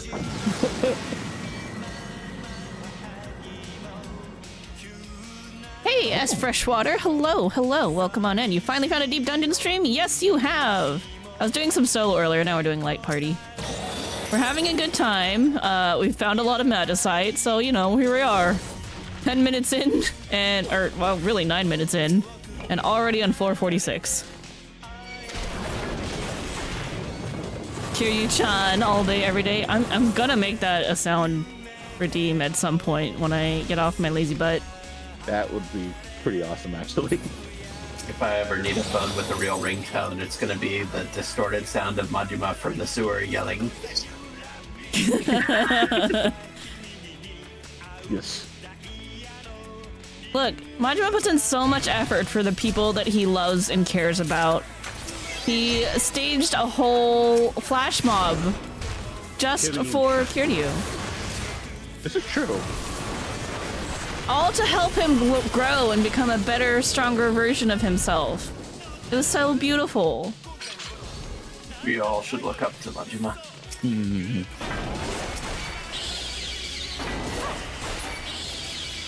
Project Century looks good. Oh, yeah. Project Century does look very good. I'm excited for that. Hello. Excuse me. Hello. Oh, bye. Goodbye. I had a mimic and then it exploded, and now there's no mimic. It's the joy of the magicite. Oh yes. Oh shit, did I use that by accident? That's okay. I did. I meant to hit play dead. They were too close to each other. Don't ask me why my hotkeys for emotes are to the right of my palm window. It's fine.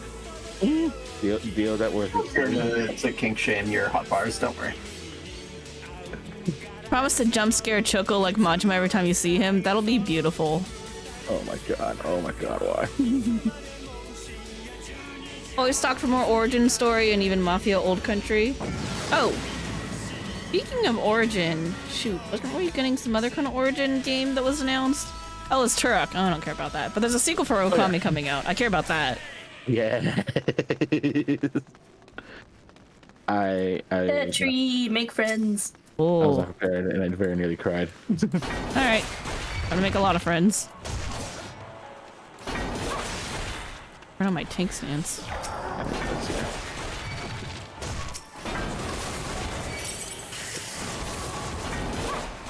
I Linear think dungeon. I have a sufficient number of friends.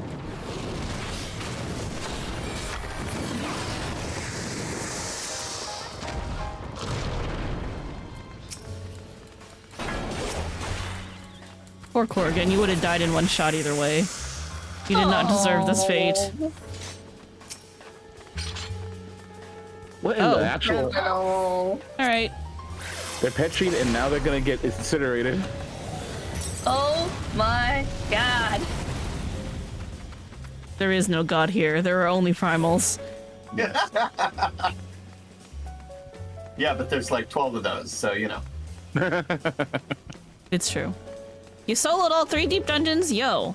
Awesome. That's okay. Amazing. I'm still working on my first solo clear, and the light parties to help me do the higher levels better.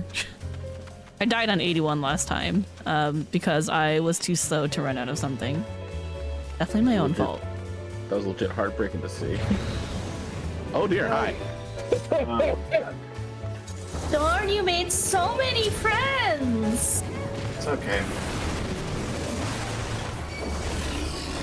I think my PB for Heaven on High is 90, and I timed out on the boss. Oh wow, they died so fast. They did die very, very quickly. I have not completed Palace in a party. I haven't been to 200, but I have finished Heaven on High twice in a party now. Worse is losing to a disconnect, especially with all the random DDoS you've been getting. Oh. Yes, I have lost 3 files that I can... Oh, that was a landmine. Remember clearly Thanks. to getting disconnected, and it sucks because those were perfectly good files, and one of them was actually pretty high. I was very upset.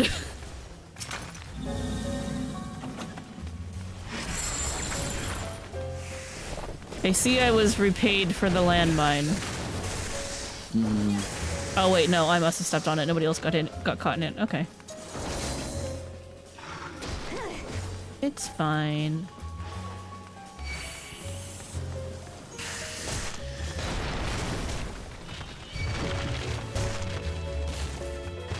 Starlight Celebration just began. Yeah, we're probably gonna have to do another 14 stream tomorrow to do the event. That's fine.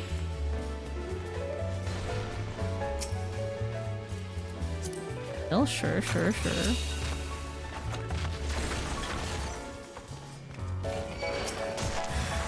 Oh, you're a mimic.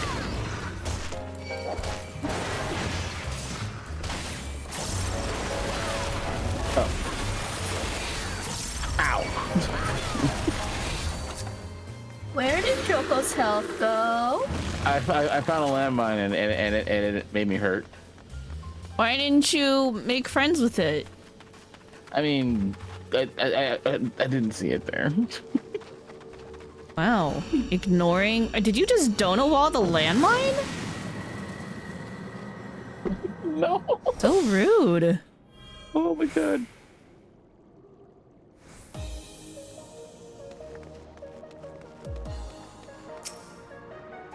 Ooh, raising?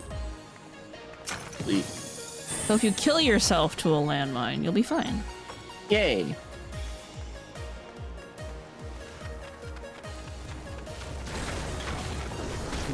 One skill I had to relearn is Super Blide. It's just like, because the way how they change is like, how? Yeah, you no When should I longer use kill this? yourself. It's sad. I mean, you would still use it in the same situation. Yeah, Yeah. it's basically the same thing. It's just less unique now, which is sad. It's like, it's impervious to most attacks. It's like, are you sure it's most? It's the same attacks it was before. Okay. Yeah, because there's just some things where you're not going to be impervious to it. Like boss things that are supposed to one-shot you. Ah, nice. Is this- Ooh, Mimic Room. Strength? Strength? Go for it. Strength? Go for it. You can I'm go for it. stealing Kara. it. Mine. Dang You snooze, you lose. Ha! Loser. Wow, Choco has no health again. Sounds like a skill The issue. landmines. The landmines hurt so much. Calamari incantation is helping the Splatoon painting. I'm glad that my Spotify knows exactly what you need to motivate. Spotify's on point today. It played Scream and then Honey Be Lovely, and it was amazing. This is frailty. I'm up in an intuition. Hey, did you know it's the boss floor next? Oh, snap it. I'm still popping an intuition. It's been 17 minutes. We're gonna kill the boss. That's awesome, actually. We got so many floor wipes and it was great. Yeah.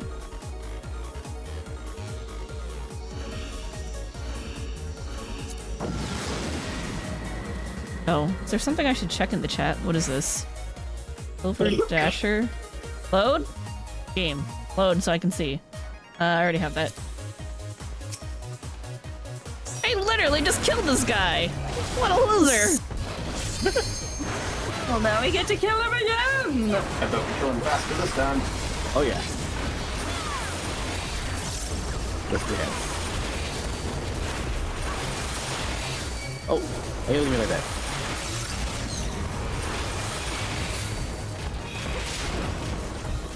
Pin the boss.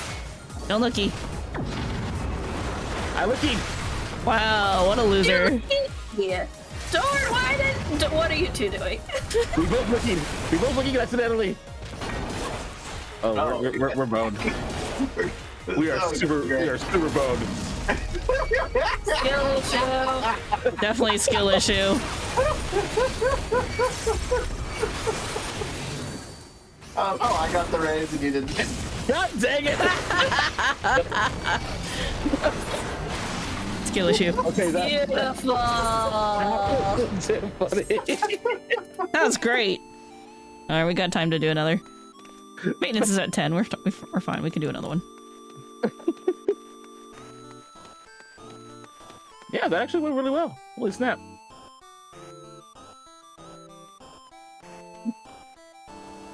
Good job, everybody. That's a couple moments too, by the way. It was beautiful. Mm-hmm. It was truly. Also, Dorn, do you have the Silver Dasher? Nope, actually. I don't.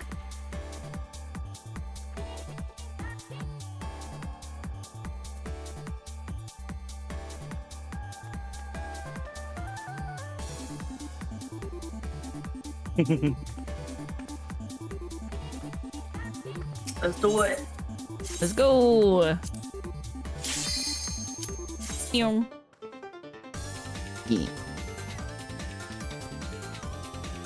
Dorn, you have to click the button.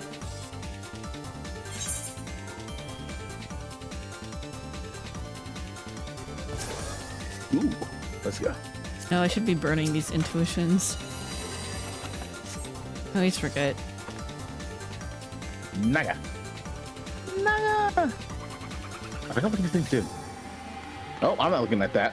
The way you said Naga just reminds me of the way they say Neva, Oh. which is one of the games that, indie games that won some awards this year. And I've seen somebody I tried to interject too late. play. I've seen somebody play some of it. It looks pretty good, but I don't know if it's like my style of game. But I heard good things. Curious. The lizards with spears do a like damage up on themselves that hurts a lot. Oh yeah, it does. Gotcha. Right. True story, I was there. They can get really big, right? If I remember correctly. Like really, really big. I don't Big, they just exactly- get strong. Got it. But it's totally survivable as a tank, just like, you know, make smart decisions. Yeah, I had to use a mitigation, and I felt like a peasant.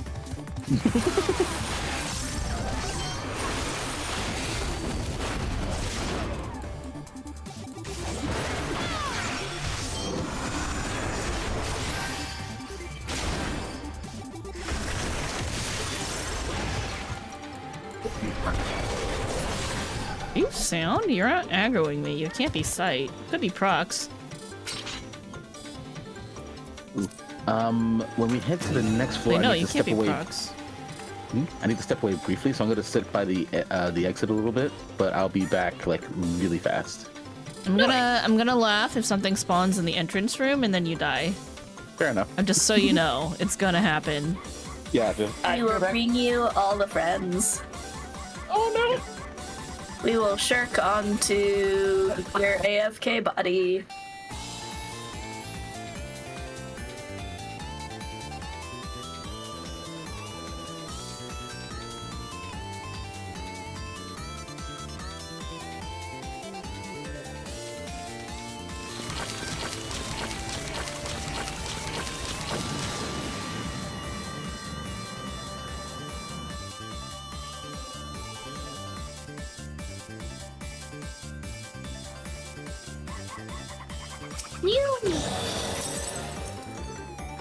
Oh, I love auto sprint. That's the best one. Oh, exit?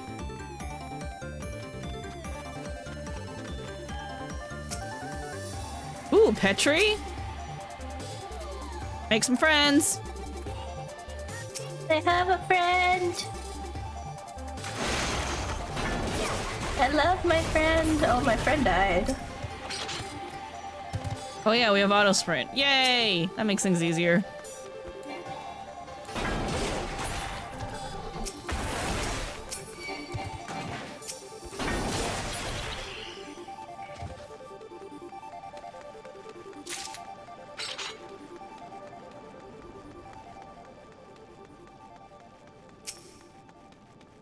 And that was the way to go.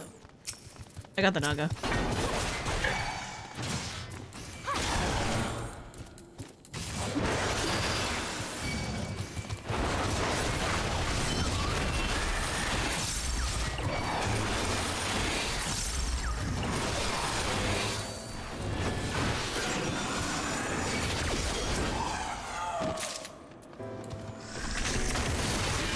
If I select the right enemy.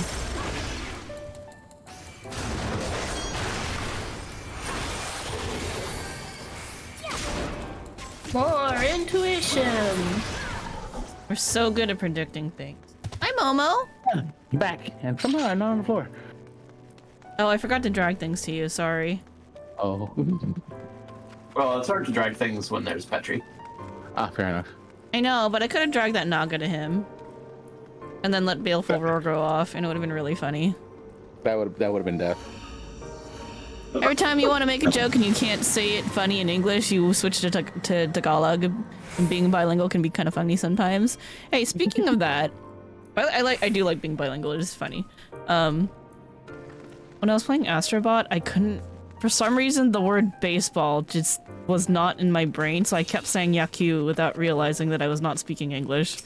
And then when I went back and I watched my VoD, I'm like, that's not English. Oh.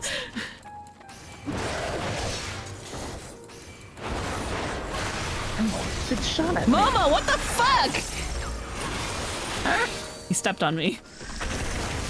Momo. Momo, do it, Momo. Momo, oh wait, hold on. There's a landmine. What are we doing? What is wrong with us all? Fair enough. I'm so sorry. No. Wait, why didn't it kill him? Why are you alive? I had to smack his butt. Dang. Oh, purity. Are you impure? No. That was not a confidence-inspiring answer. I know.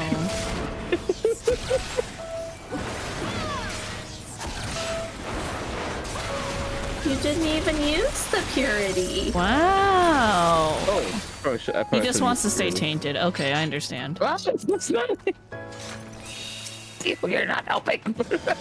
We need things to kill. I'm gonna step on this.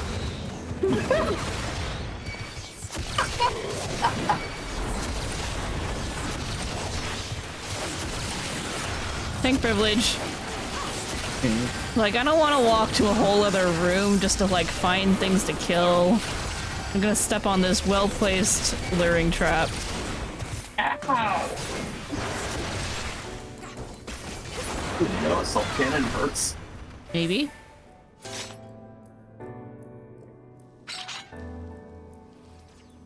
There you go.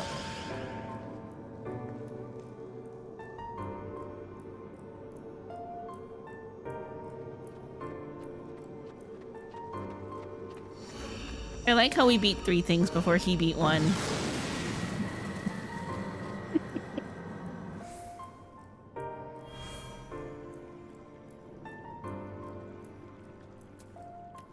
Ooh, spooky. Puppy. So Blizzard brain. Fucking lady ass in a bit. Oh my god, more intuition.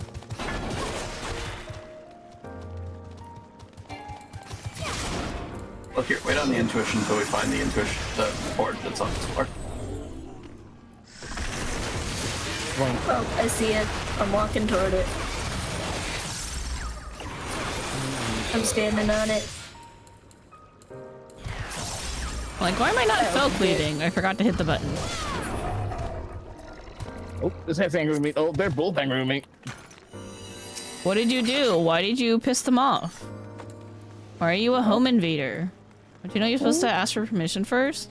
Hello? Oh, they are all pissed at me. Well, maybe you should have had better manners. Fair enough.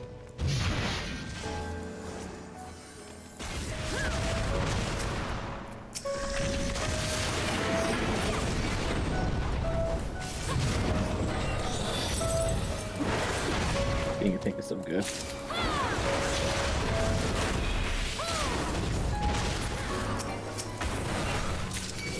Yeah, noticing things are starting to hurt. Yeah. Nah. It's fine, just gotta mitigate. You just have to actually start using your buttons.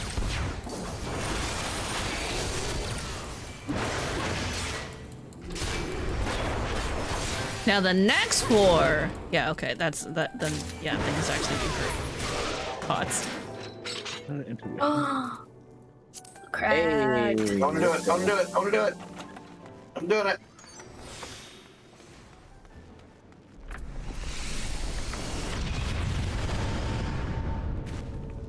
Boom. Beautiful. That took me out too. Hey, what? Huh? Huh? Is there a dead body in the exit? A body has been discovered. Choco did it. I didn't do it. I blame Choco. I didn't do It was it. a classic self-report move.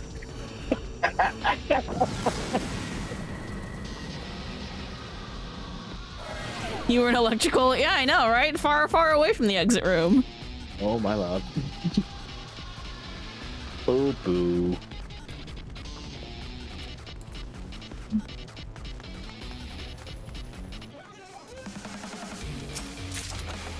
Not sure. Oh, you're just here. Puppy. Puppy? Puppy? Oh, there's a puppy in the other room. Oh, we hold must on. wait for our friends. Yeah, hold on. Let me finish going this way.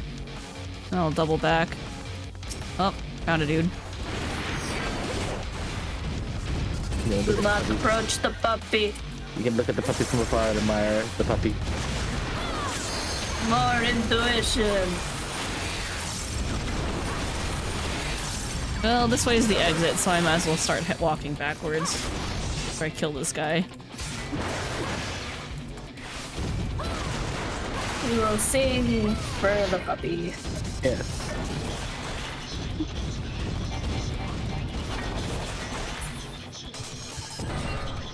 sometimes you gotta...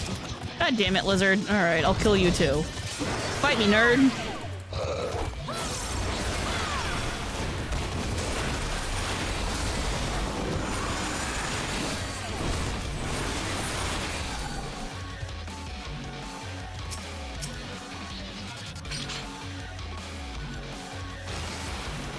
Oh, they're frailtied?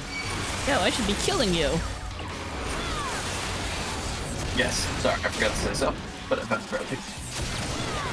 We're just singing to the dog. Yep. I don't hum along with me. We got this. Not anymore. Well, Might take him for a walk. Oh, Orendorn's gonna hold on to him. I just hit delirium. Oh, are you? Oh, that's sad. I'm sorry. Boy. Hey, look, we brought a friend. Wait. Whoa. he's dead. Let's go see the puppy. Oh, Koma Happy. Inu. That's the best puppy because he does attack buff. Hey, puppy, we love you.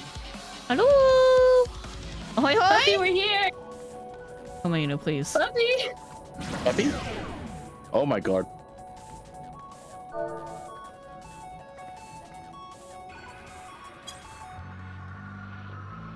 No puppy? No puppy? Oh, there goes. There we go. I think I had to kneel to him. It's like, okay. Yay! Thank you, puppy! The That's brave do not fear the grave.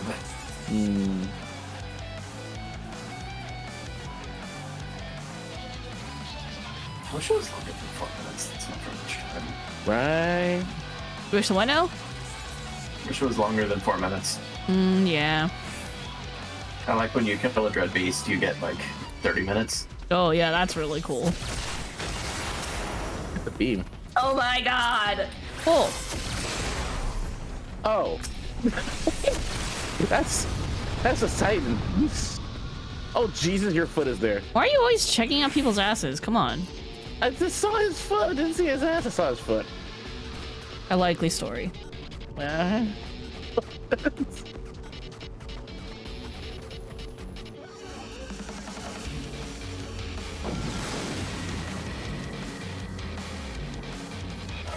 Ironically, the Titan music was also playing. Nice. So, you know, manifest that shit. Fair enough. Oh, ooh, this floor is tight. Oh, Miley Cyrus. That's There was a what now? that's Yeah, I was invulnerable when I stood on the intermittent trap. hey, let's go. beautiful job, everybody. Hell yeah. Doing strong. Right. Nothing. Nothing we can use. It's okay. Back to the exit.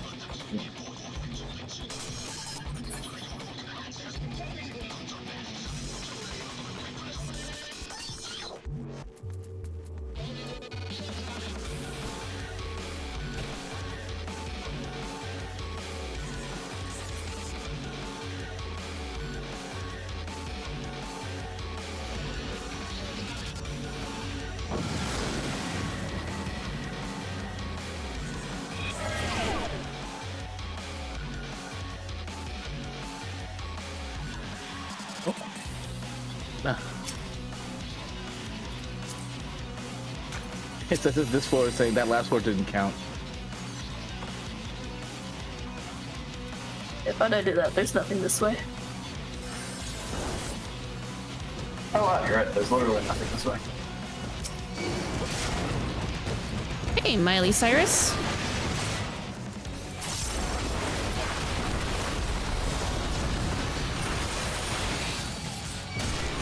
Don't Never wrecking see ball the me! Miley- Don't do it!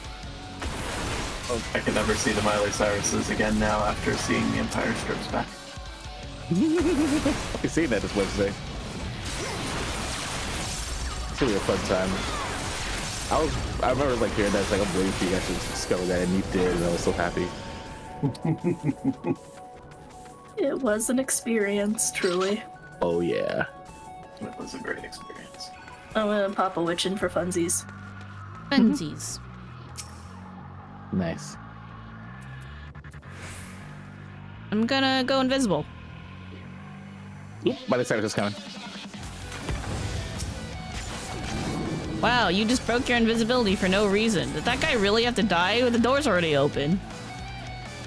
What? I didn't realize I was invisible. Oh, it was you. Dang, I thought I was negging Choco again. Sorry. Oi.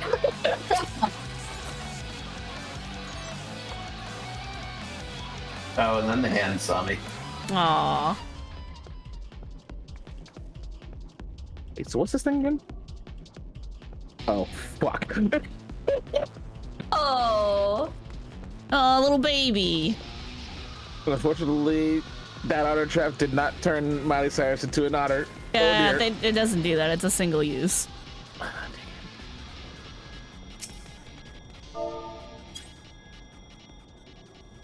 You know I can't type emotes when I accidentally have caps lock on? Petrie! Oh.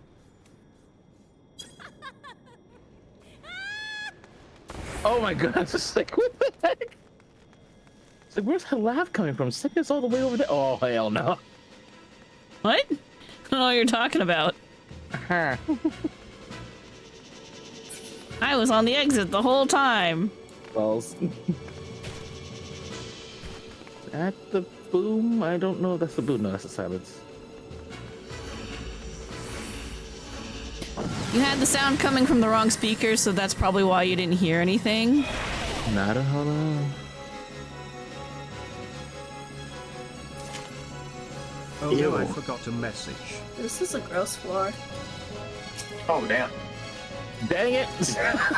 That is a crap floor.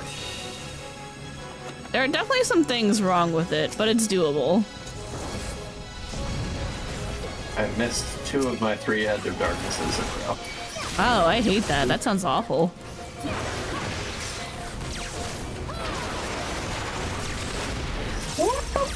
Why are you on the floor? Huh? I'm guessing that I mean, I stood in Wrecking Ball, but, like, I didn't think I was standing in Wrecking Ball. I see. I have a Phoenix Stone. Or if you want to just keep going and find the return, that's fine, too. Up to you. I'm already here. Okay, thank you. Stuff that feather in my face. Yep. Or whatever it is you do with it. I like stuffing it in your face. That sounds like a good idea. Yeah, I kind of imagine you like shove it into their nose and then they're just like Yeah, it's like can't smelling breathe, and salts. There's a feather in their face. Yeah. Fair enough. And they're just like, who the fuck, why? And you're like, do you feel better? And you're like, but it smells like ash.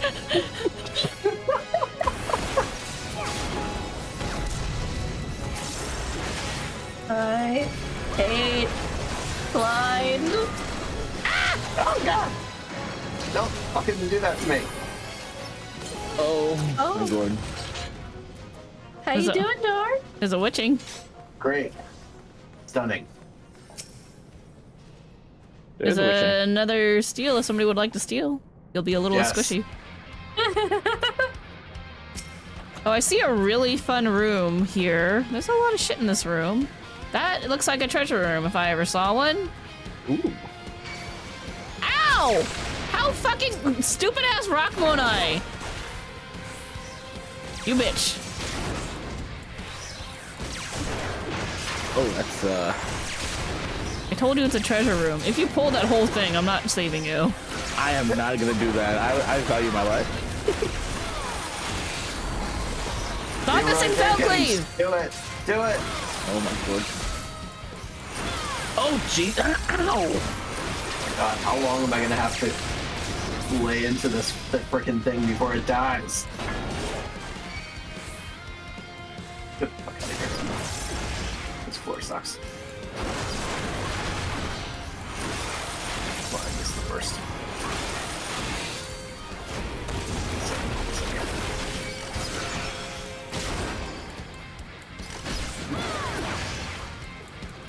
You're not on all my weapons. Oh, my god. Oh my god, I'm missing everything! This is like triple blind or some shit.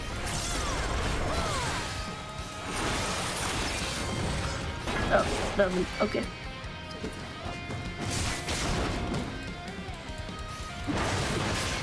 My brain was like, why am I not doing my other? Oh yeah, that's right. You stop missing Storm's Eye.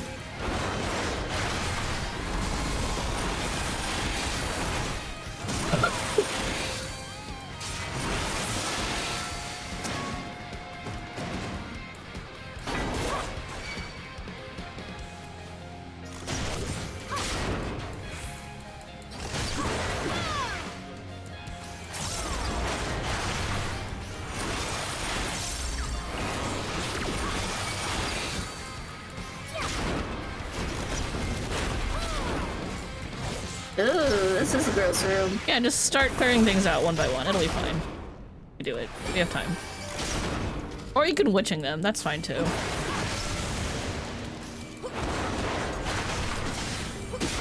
Got frailty. Oh, they didn't grab all of them.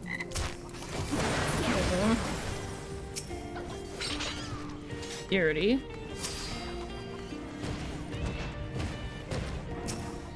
That's a frailty. That'll help. That's a good one. The right combination of chests.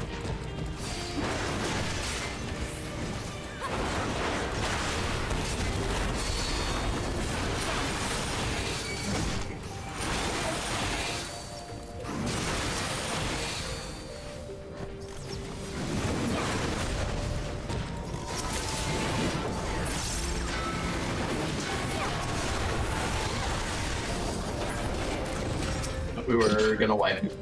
I saw that thing do head spin and none of us could get out of the way and I thought we were done. But this isn't TO, fortunately. Yep. Anyway, this floor's ass.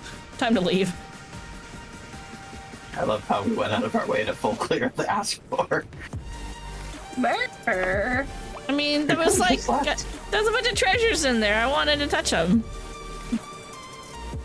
But you're right, we didn't have a reason to. Murder. Oh, there's an intuition somewhere. Damn. I'm not gonna... Okay. Fine. We already Alright. full cleared, let's just do it again. Yeah, I Alright. already found it. Oh, You found it? Okay. Yeah, I'll get it. We're forever stuck on floor 58. Yeah, we gotta make that gill. Gotta And get before that firework. Definitely gonna be a firework. Oh my god, I can't believe I got that without that guy seeing. I was literally standing on it, but I got close enough to it from behind. Oh. Oh dear.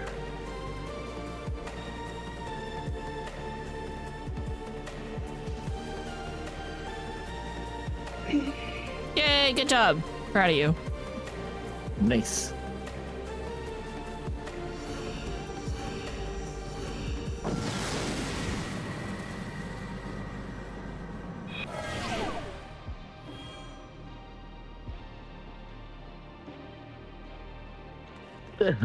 Way. Oh, auto heal's not that bad, especially if you have a shit ton of Imperium. Yeah. Kinda like, It whatever. affects them just as much as it affects you. Yep, so if you step on a landmine, it's pretty fun. You could just Storms pot a up. thing? Uh-oh. Storms isn't a thing until yo. You mind not shooting at me, buddy?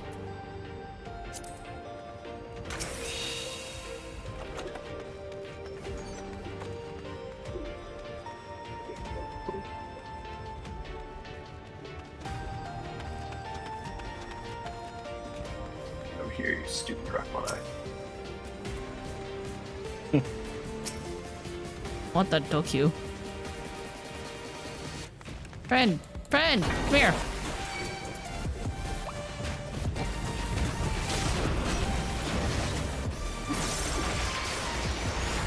Stop shooting at me! enemy Cyrus me either!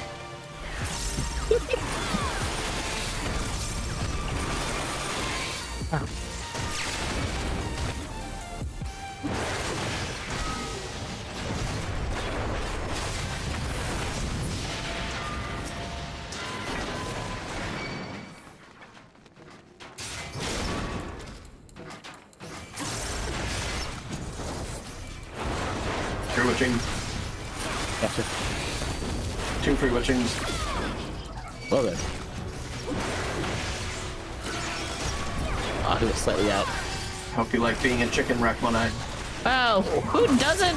Why did you not interject your freaking electromagnetism? I missed it. I missed it so badly. I'm so sorry. So fucking rude. Pulls a mob right next to me and then can't even manage it? Jeez. My brain's just kind of locked right there. So it's like, that's the thing. I should either interject or stun. But I was like, I don't know which one to do. I fucked up. Cringe tank. Ooh.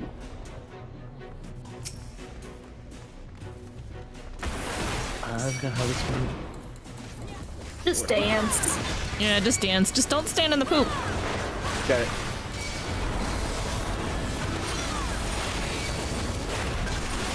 And if you do stand in the poop, it's a skill issue. Do that.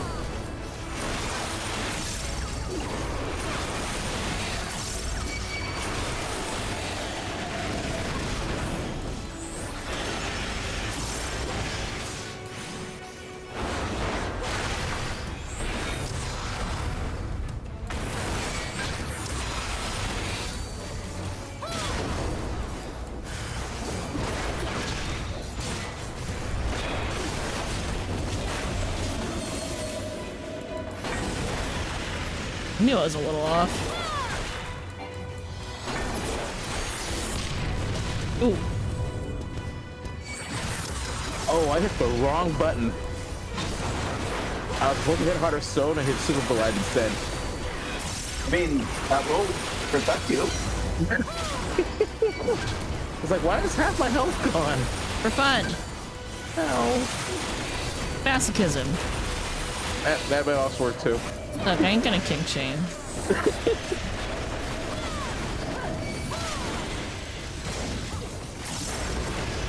Oh.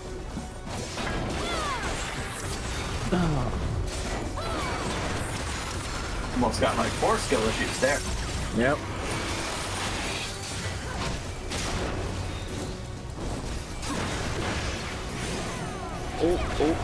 Oh. That's 2 skill issues on my end. I can see that. Oh, that's so many skill issues. Ha! That's where I would have wanted some super bolide. I stood in the gap.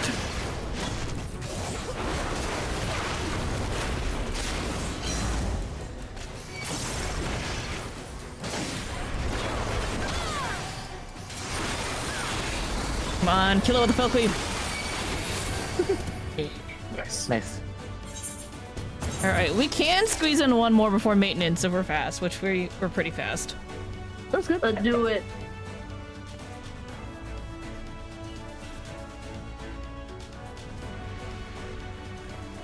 Coco. Sorry. Okay. That's so much experience.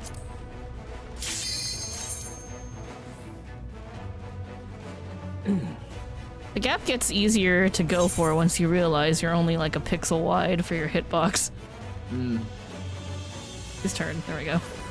That reminds me of Toho. Like your actual hitbox is much smaller than your model when you're doing shmups. Oh, by the way, shit hurts, so maybe don't pull big. Got it. Cool. I don't need help, but if you need help, shout. Cool. Okay, I will help you. Hold on. Well, here, don't pull everything so that in case I just die, which looks very likely to happen. I'm just pulling a wood off you. Yeah. Oh, everyone's pulled everything off me. This was not what I intended.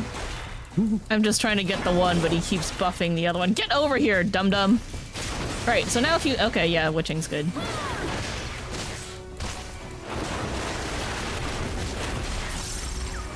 I was gonna say you don't have to help me. You might want to help Sedya. Okay.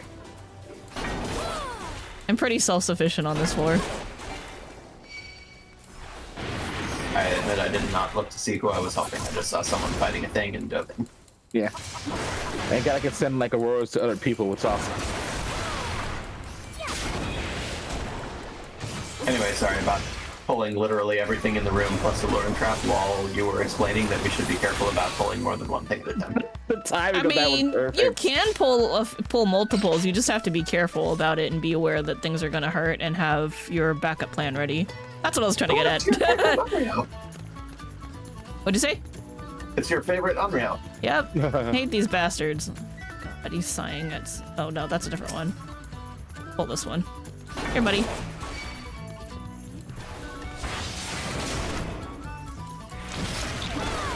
Finding the minor souls, they just give you free bone.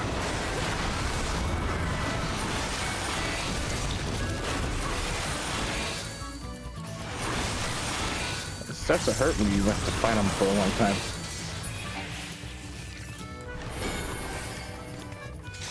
Let me practice my solo. Okay. There we go. Did you get 5 Robux, Joko? It was fighting that thing, and that thing just gives free bones. Look, you are someone who needs to practice your solo, apparently. And if you're in trouble, you can scream and we'll come help you. You got it.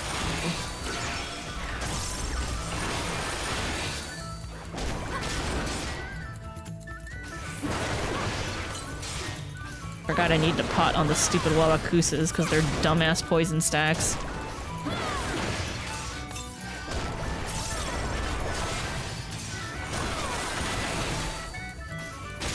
You're dumb and I hate you. Eight's about right. Eight's what I usually get. So many bones. Oh shit. Did I use the wrong one? No? Alright. Okay, I did it already. 10 seconds and then I'm gonna kill you. Your life ends 10 seconds from now. Well, yeah, I don't want to double stack super poison. That's just stupid. Me don't look, me don't look, me don't look. That would be foolish. Yeah, who would do that? Choco, stop touching my mobs! It hurts to shoot it. The big sword brain isn't quite as simple as the big axe brain, but still I saw a thing and I was like, must hit with big sword. Unga. What's my favorite deep dungeon and why? Ooh. That's a Good question. I am a little bit partial to Heaven on High just because I run it so much. I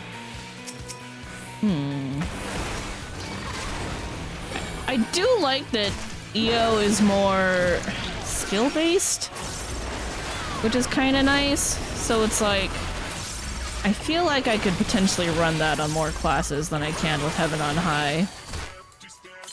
Did I not push this? I didn't hit that. I haven't been deep enough in Palace to know how much I should fear the last 20 floors. Well, I know, but like, I don't know, you know what I mean? Because I haven't actually beat it yet. But I do... let me think.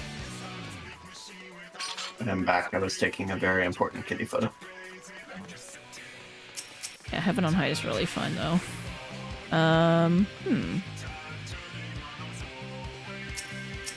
Yeah, I like... What I like about EO is that, I feel like I have more of a chance of doing that on a variety of jobs. Minus the fact that the first 10 floors in EO, I hate them so much.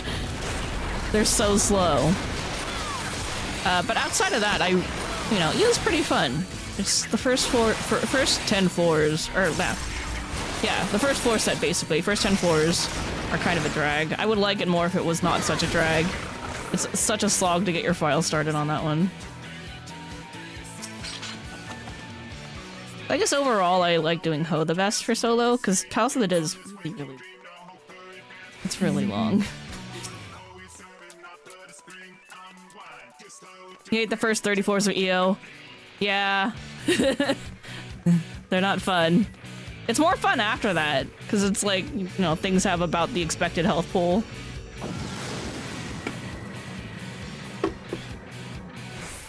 And there's more interesting stuff going on. I'm not a fan of those quick cast exploding bombs either. Aw, little shorty. Oh, did you find Corrigans? Oh, Yeah. little cutie pies.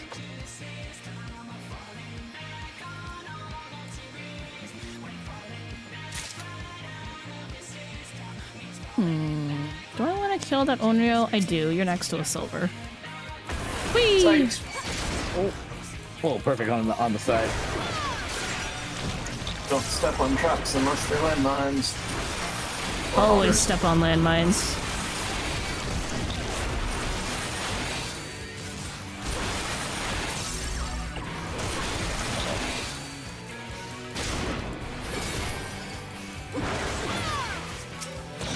Damn.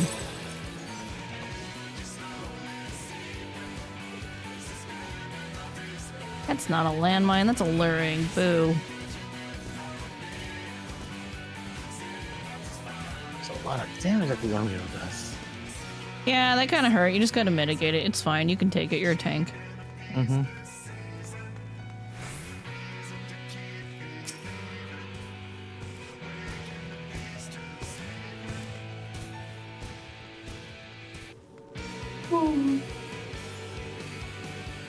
Is that the right exit? Maybe. It's nothing's happening to me, so I'm assuming it's okay.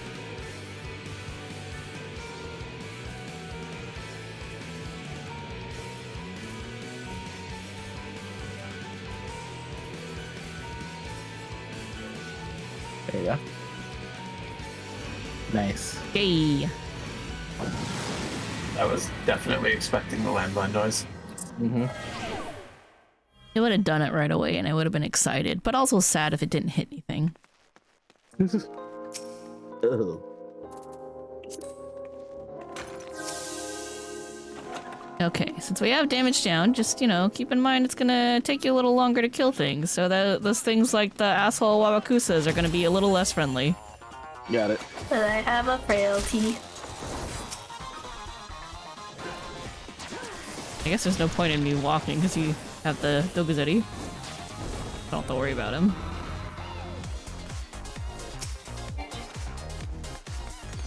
Nope, nothing in that room.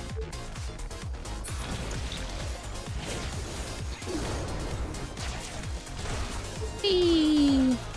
Another Doguzetti and an Iwamushi.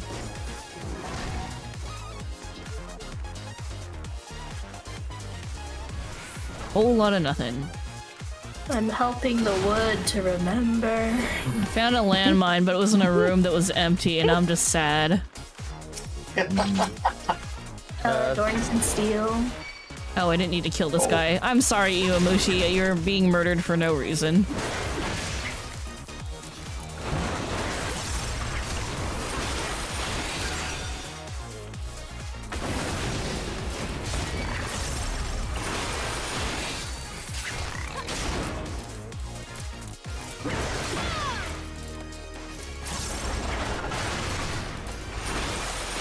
Alright, let's go for a walk. Sometimes you gotta walk your rocks. That's fair. What? What? Yeah, perfect.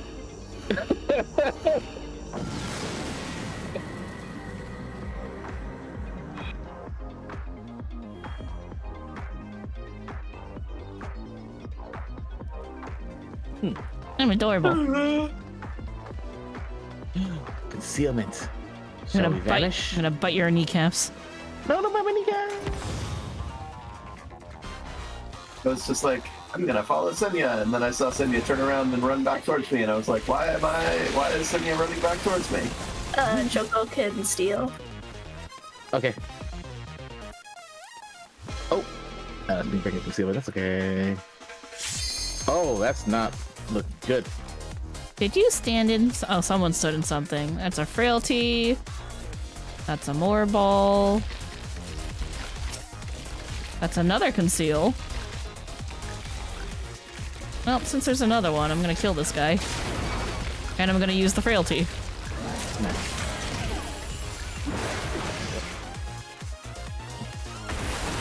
Okay. Jellies. You sound so enthusiastic about the jelly. Wait, is he horny for the jelly? Maybe. No, Probably. I channeled Crutch from Finding Nemo. I don't think that's what happened.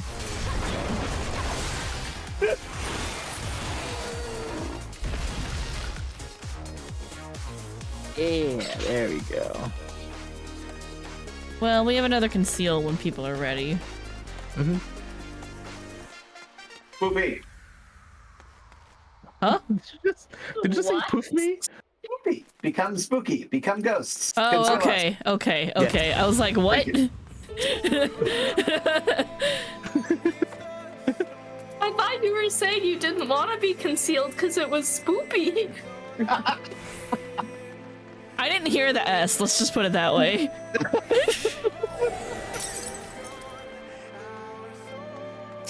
Oh, we have to kill. We do have to kill. Oh, sorry, chat. Let's have to kill this guy. Why are you apologizing to chat? Chat doesn't care if you're a heartless murderer. Fair enough. Oh, it's giving me concussions. Gnostic Acid also thought you said the other word.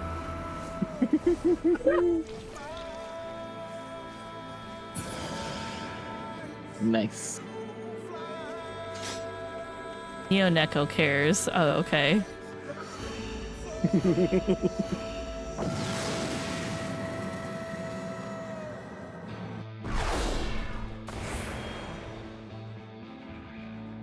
I know it played, but I couldn't quite hear it over Jason. My abilities. I can't. No. Oh, there it goes. It was just on a delay. I can't Oh, continue. abilities. Oh, this I horse can't sucks. continue. It really sucks. But my Unga Bunga buttons. And while we're concealed, can we check out exits? Yeah. You won't be able to tell if they're traps because you don't set off traps when you're invisible. But that also means that if you're on the right one, it's just going to teleport you away. So, actually, yes. The answer is yes.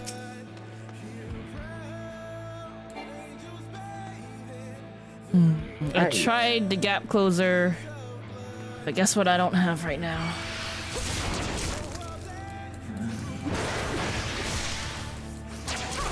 Double flags. That's a slight one. I'm gonna use it.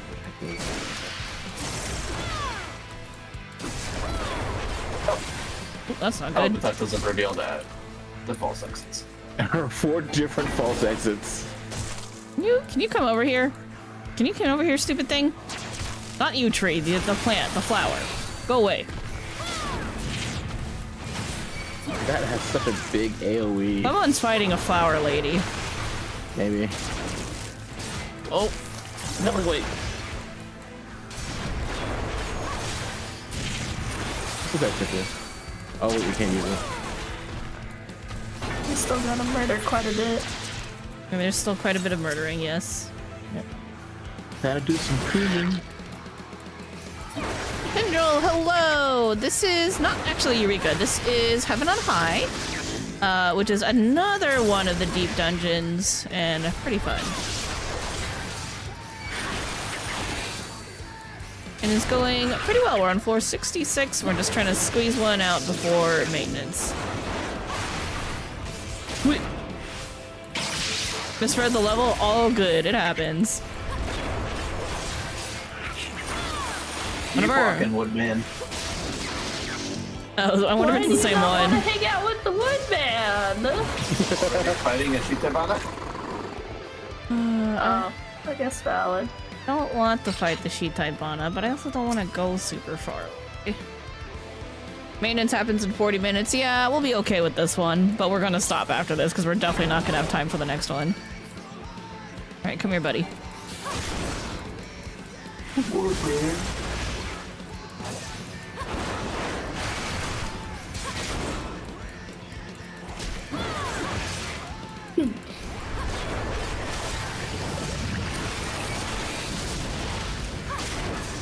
Okay, now it is time to find out.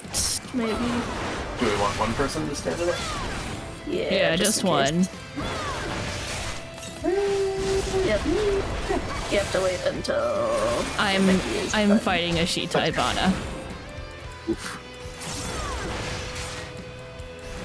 Which is rough when you don't have your abilities, but certainly oh no, mine was fake. Mine was in fact a luring trap. Uh-oh. Oh, do you need help? I'm good at witching. Good strategy. Let's go. Yeah. All right, I might need help. Make it away. Oh dear. I'm gonna provoke one of the froggies. No, I'm not. I'm gonna be attacked Oh, by. I'll take this one. Okay, I need less help because the poison finally wore off. Oh, I can't provoke. This sucks.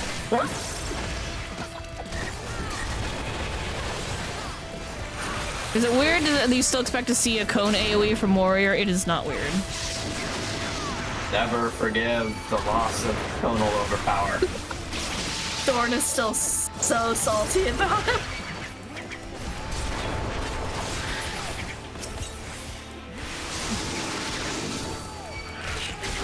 In fairness, it does kind of suck. Alright, we're good now.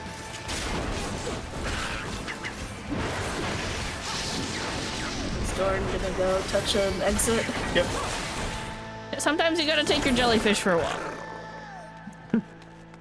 Leroy.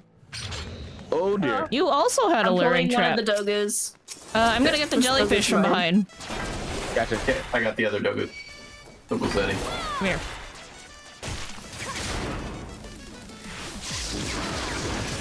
You don't even main warrior? I used to be main gunbreaker for tank. But like, Warrior was, Unga Bunga just feels so good. Warrior was technically my first tank, and overpowering to go ahead and pull enemies was so good. Yeah, we got some sea shanty also in here. Yoneka, have you seen the new commands that you can do?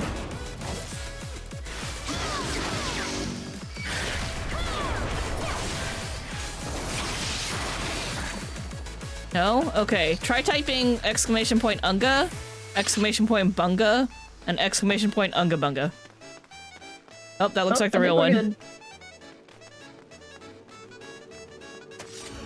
You would have to go around the world, actually, now I think on it.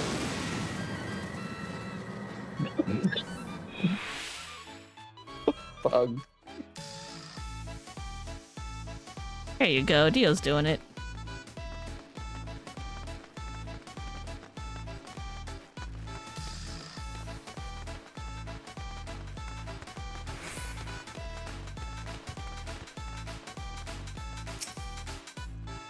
Oh, look! Oh my god. Fortune Okay. first. Whee! Thank you, Freed. You're just disappointed it wasn't Titan so you could stare at his big rocky ass. What? No!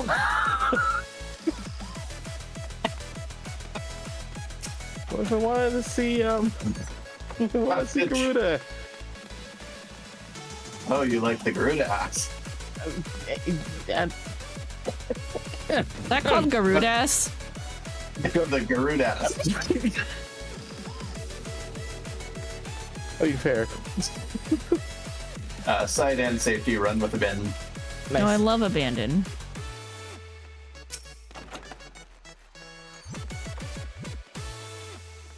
Garuda ass. That's gonna be with me for a while now. Thank you, sir. You're welcome.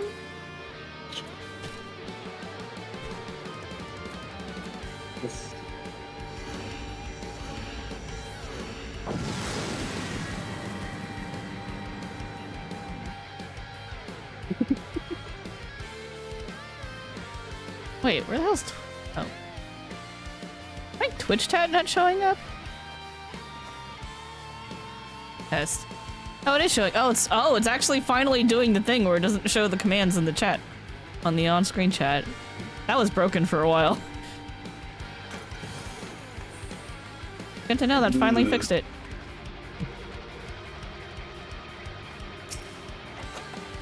Pitching team back. Pengu. You're murdering Pingu? What did Pingu do to you? Good question. Oh, this is the exit. I should probably clear it. Or we can be sneaky when we...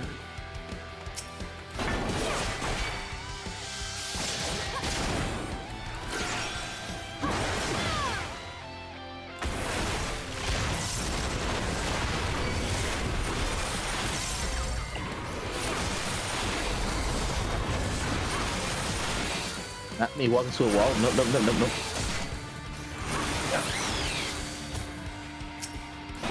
Too busy looking at Garuda ass. That's a big wood. Is Ceramus? Now he's looking at the big woods? No, that's not. I thought that was because of the Garuda ass. I don't know what's happening over there. I got entangled in the. I'm gonna stop myself.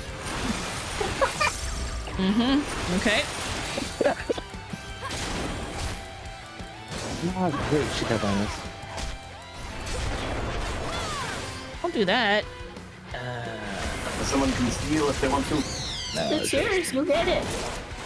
You'll touch it. I steal. You'll steal. I You strong. touch it, you use I it. see it in your room. Oh, that was shit room. I will just It has several chests. Is that a treasure? Oh. Yep, that sounds like a treasure room. Okay, I'll be right over after I clear the exit.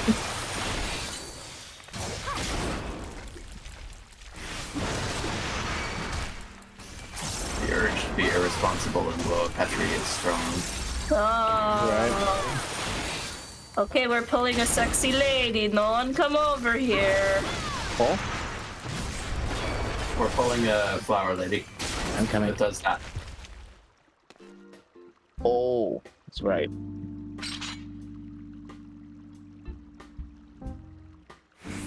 There are so many plants in there. Chitaibana. I'm like, should I go over or should I conceal for when you guys... It is safe to come over right now if you want to help us. Yeah, we can just conceal right before we leave. Okay. Pengu.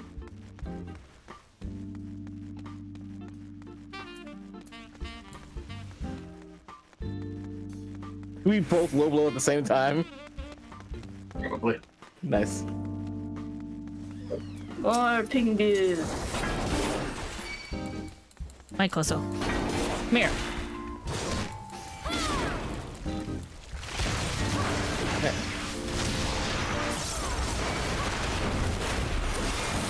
Oh, there's something I completely forgot to do that I should have done a long time ago. Tank stance? Yeah, take stance. Turned it off to let Symia tank because Symia was pulling all the things. I got the wood. Do you? Ooh, me. You can. Yes. Not urgent.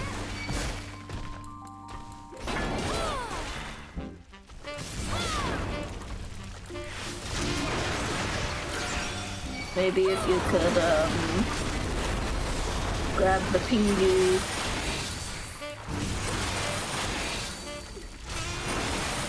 Thank you. Petri! Dang. Nice. See, we can pull the battery.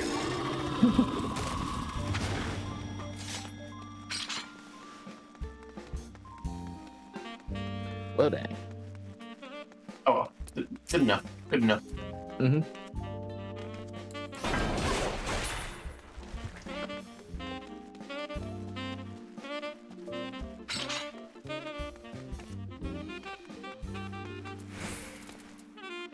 Sneaky time. Yeah. Gotta be extra spoopy. Or 69. Hell yes.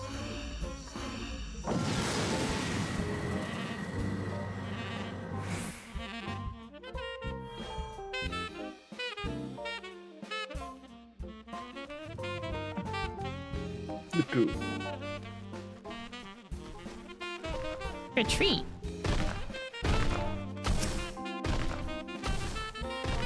That's another conceal. Coming. Petri, Oh, that's a Petri. have fun. Yeah.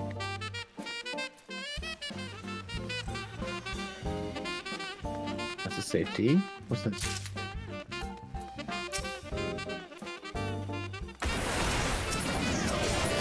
Oh, wait, that's a safety. What the heck am I doing? So many chests.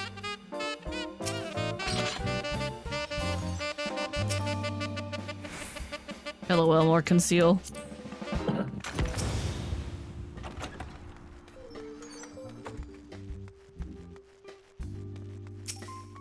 What's this here?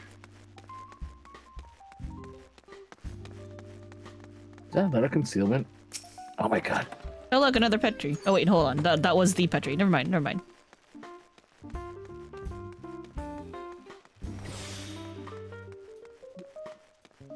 Double finished. It's gonna be so helpful when we approach the boss. He's never gonna see us coming. Right?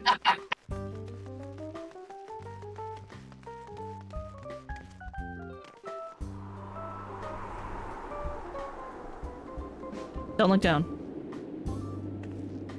Coco, why aren't you in the thing? I thought it was in the thing.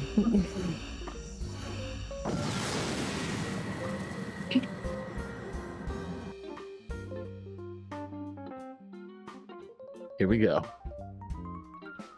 Puppy! Big puppy. Become his dog.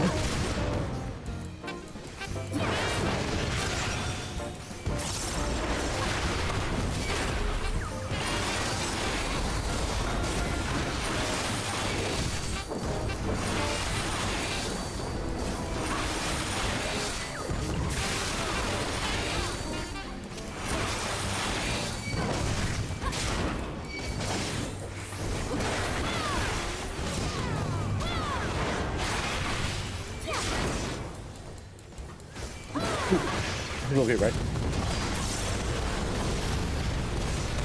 Only if he's hound out of hell and you. Yep, he is. He's not doing it at you, he's doing it at me! Oh wait, he's you. Never mind.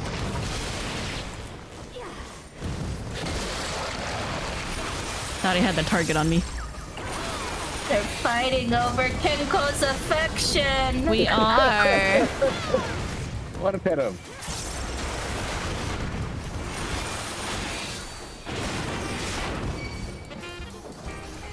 I'm gonna like not stand next to somebody so it's easier to tell who's being targeted by shit.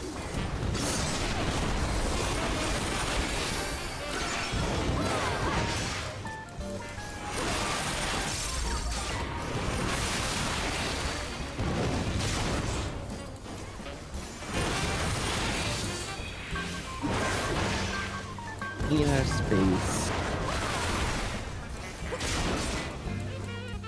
It's me.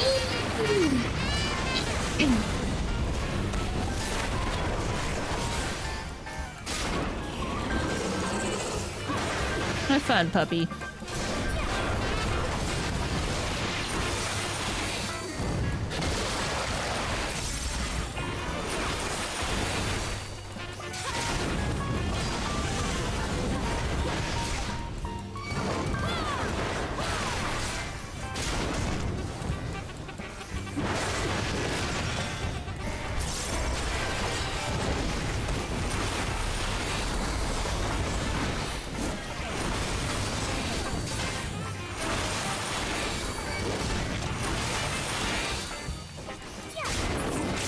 Good job. Nice. Excellent limit break. Yep, that was so helpful. What a good limit break. Bravo, everybody. We did good today. We did excellent. Yes. And to go praise our sacks and see what kind of garbage we got. Everyone loves garbage. Oh, hey, I hit 67 on my gunbreaker. Yay! Cinti's got the new purple mount, which, hey, by the way, Chad, if you give 3 subs in any Final Fantasy XIV stream while they're streaming Final Fantasy XIV, you too can have this adorable purple snowman and 50 8th ride tickets, which is a pretty good deal because teleporting's expensive. Oh, so cute. Look at him. Anyway.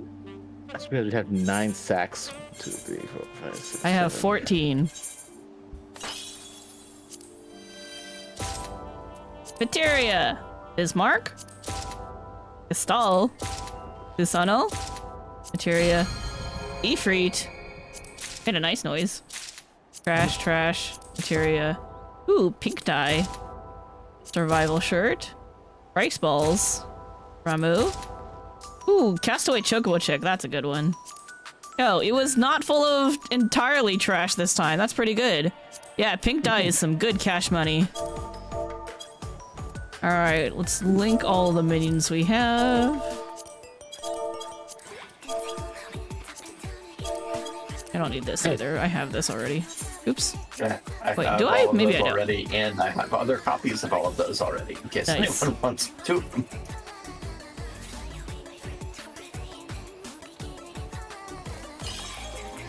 Anyone need any of these?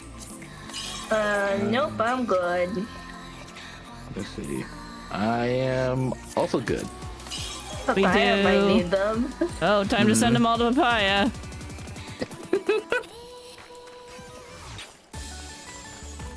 Also, I will point out we have 5 people if Cinti joins us, and maybe we can squeeze in beating up an old man. Possibility. I do have a plan to do story time after Deep Dungeon, so I would not be counted in that. Okay. No worries. I have not done story time in a while, so I have quite a few story times to do. Good job, everybody. Yeah, thanks for coming. It was a good time. Yeah. That was a lot of fun. Alright, there you go. You can have Papaya can have those. Alright, Yay. have a good night, everybody. Night night. Bye night. Alright, chat. We're gonna log off the game, but the stream is not over, and we're also not done with Final Fantasy XIV. We have Final Fantasy XIV story time coming up. We are going to be reading the Tales... what's it called? Tales Under the New Moon, which are the short stories from the website, which is something that we normally do in bits and pieces, but I haven't done it in a while. So let's go and switch over this way. Whoop. Look at that! You see this? I got a nice little background for story time where I'm reading, so it's like we're gathering around here by the fireplace for me to read to you. I'm gonna turn down the music a little bit. I guess it wasn't super loud to begin with, but... let's actually go with something a little bit more chill. And let me pull up story time as well. The stories we're gonna be reading. You thought it was gonna be FF14 drama? That would also be fun, but I don't have any of those. But this is still good. It could be drama among the NPCs, but... No, I'm not like Preach. I don't have drama time, sadly. Maybe someday. If we ever get big enough, well, that would be a pretty fun thing to do. Okay, let's pick out... I need some good chill music. Has a good playlist for chill music. Jazzy one. We could maybe do the jazzy playlist.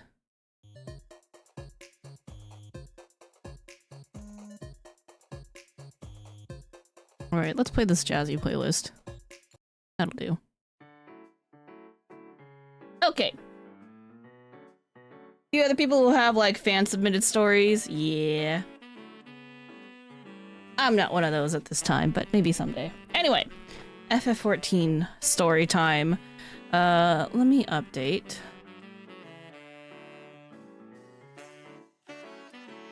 Story time. Okay. Alright, so we got 1, 2, 3, 4, 5, 6, 7 stories to read, and then one more that's coming out in a few days that we'll do separately another time. So, ready? Got my water. Cozy up. Okay, let's do this. As Azure fades, Estinian of Arleno was quickly discovering the potency of Hannish spirits. Back when the hunting of dragons consumed his every waking moment, he had seldom partaken of drink. Indeed, he might well have abstained completely were it not for the cajoling of a persistent friend.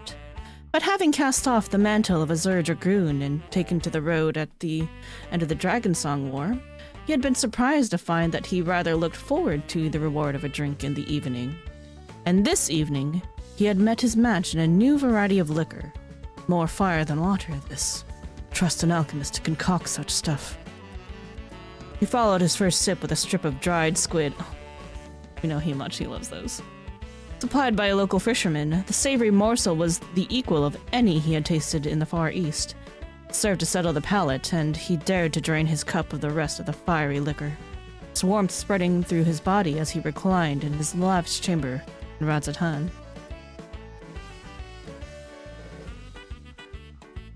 Didn't he get one of the little dragonlings to roast his squid for him before?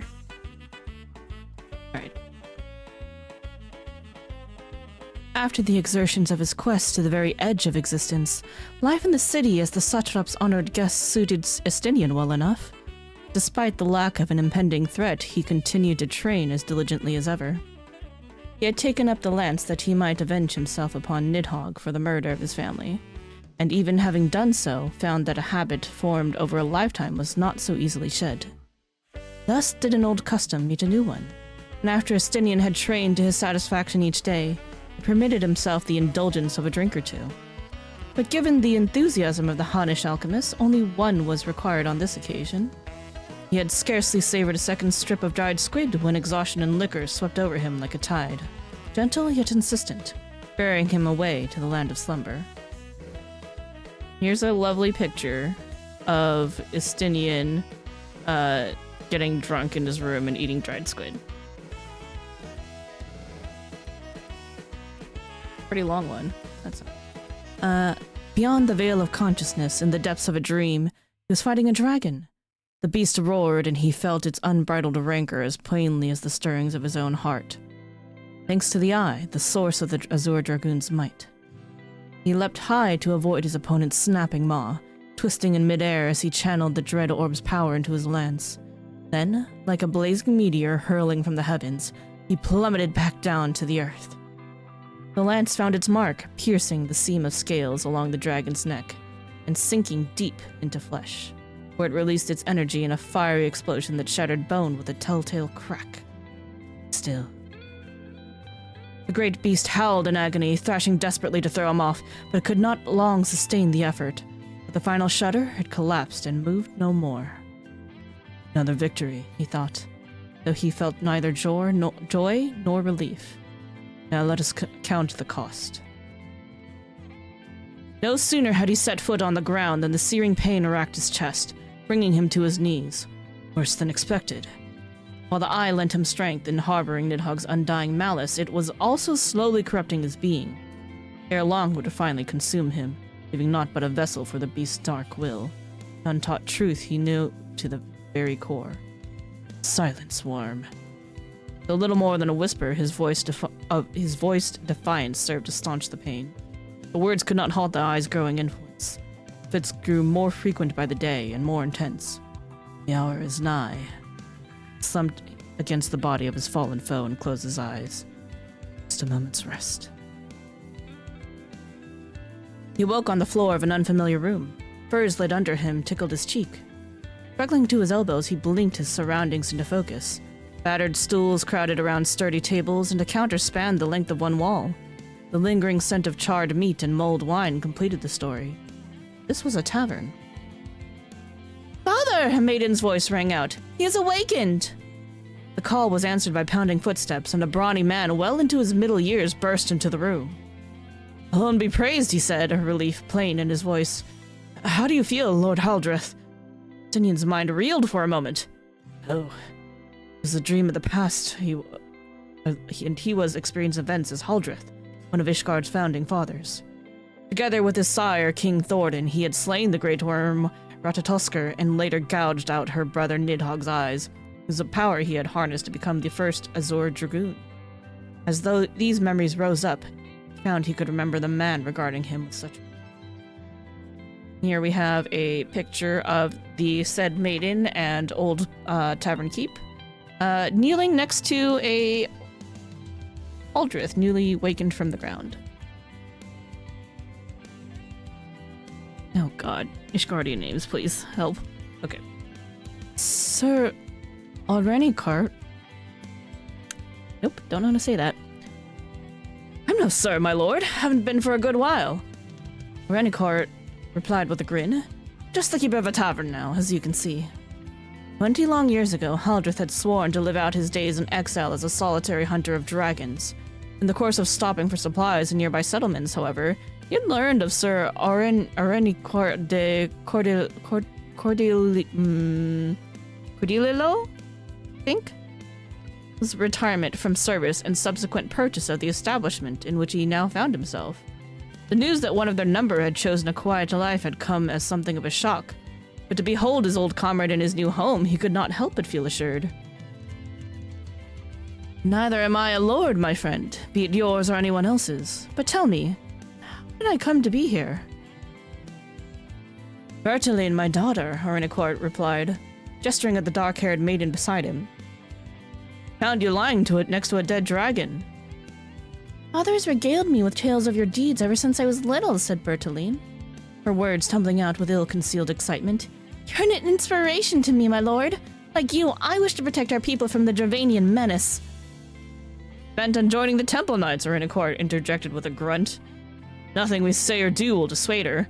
As a matter of fact, she was out training with her lance when she stumbled upon you. He gazed at Bertaline. Haldreth knew a twinge of sorrow.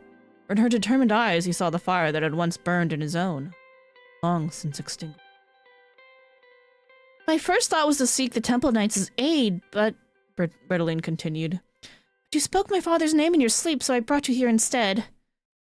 Well now, Haldreth grinned. Good fortune to be found by the daughter of an old friend, and not a friend of my fallen foe. Bertaline did not return his smile.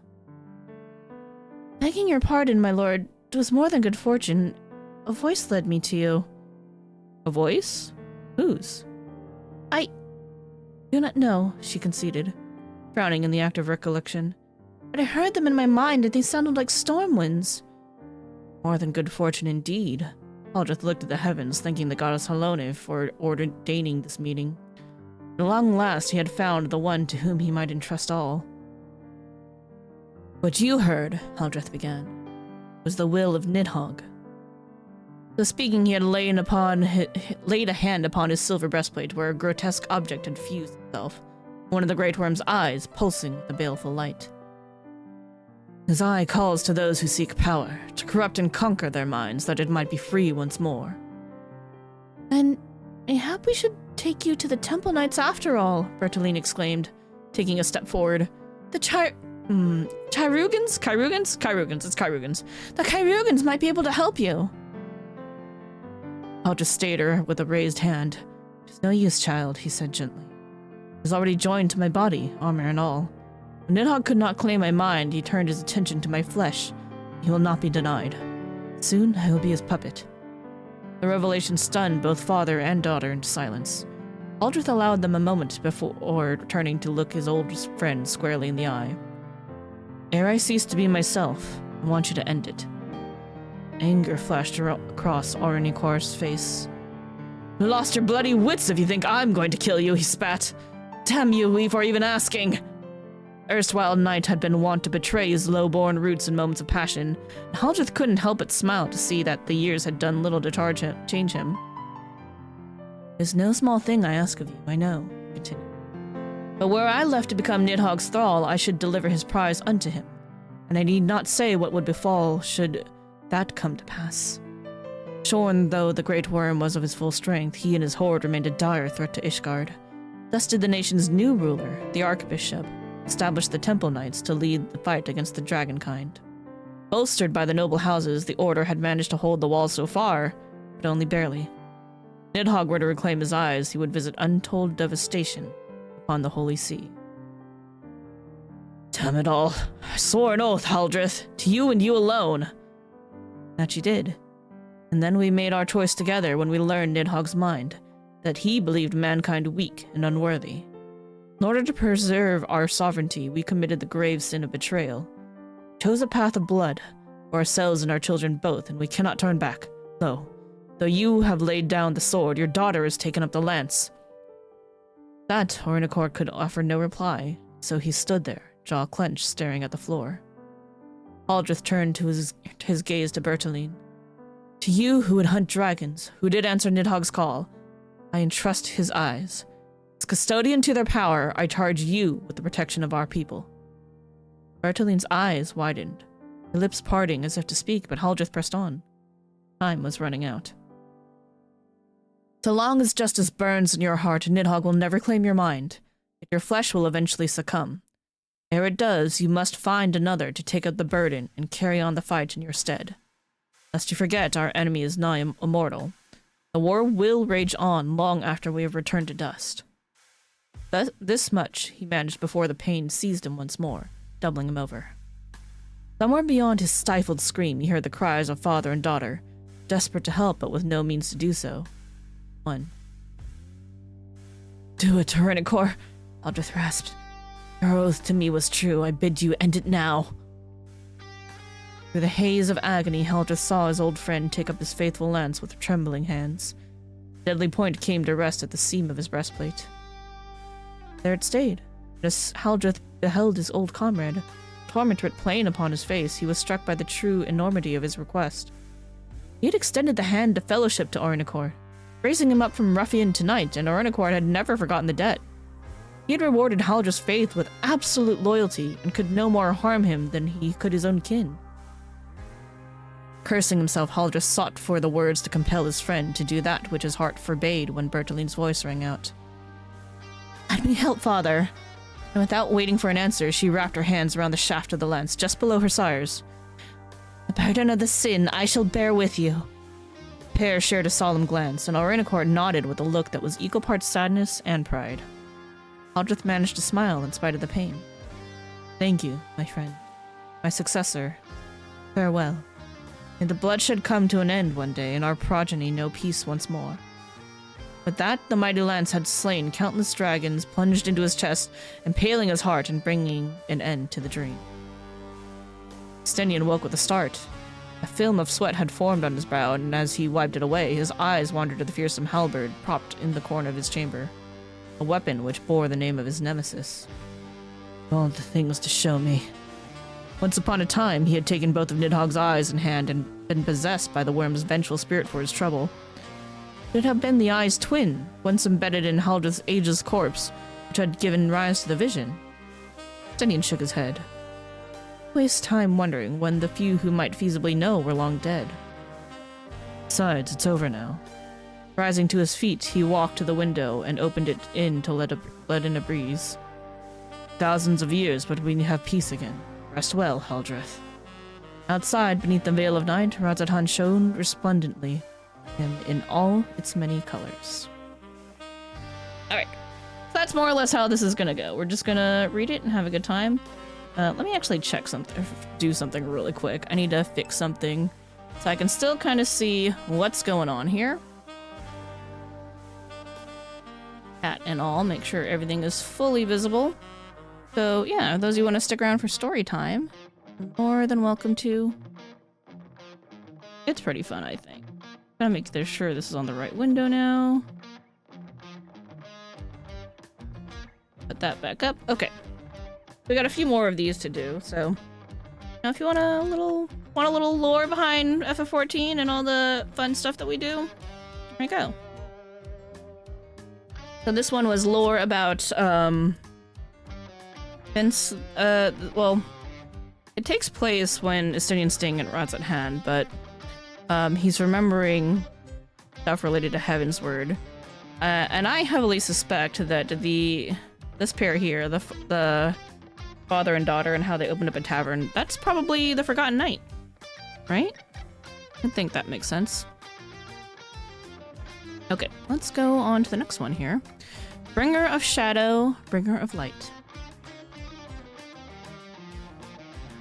North of the central mountain range lay the seat of the Garlean Empire, where the snow lay thick upon the earth, hiding its features beneath a nondescript veil of white.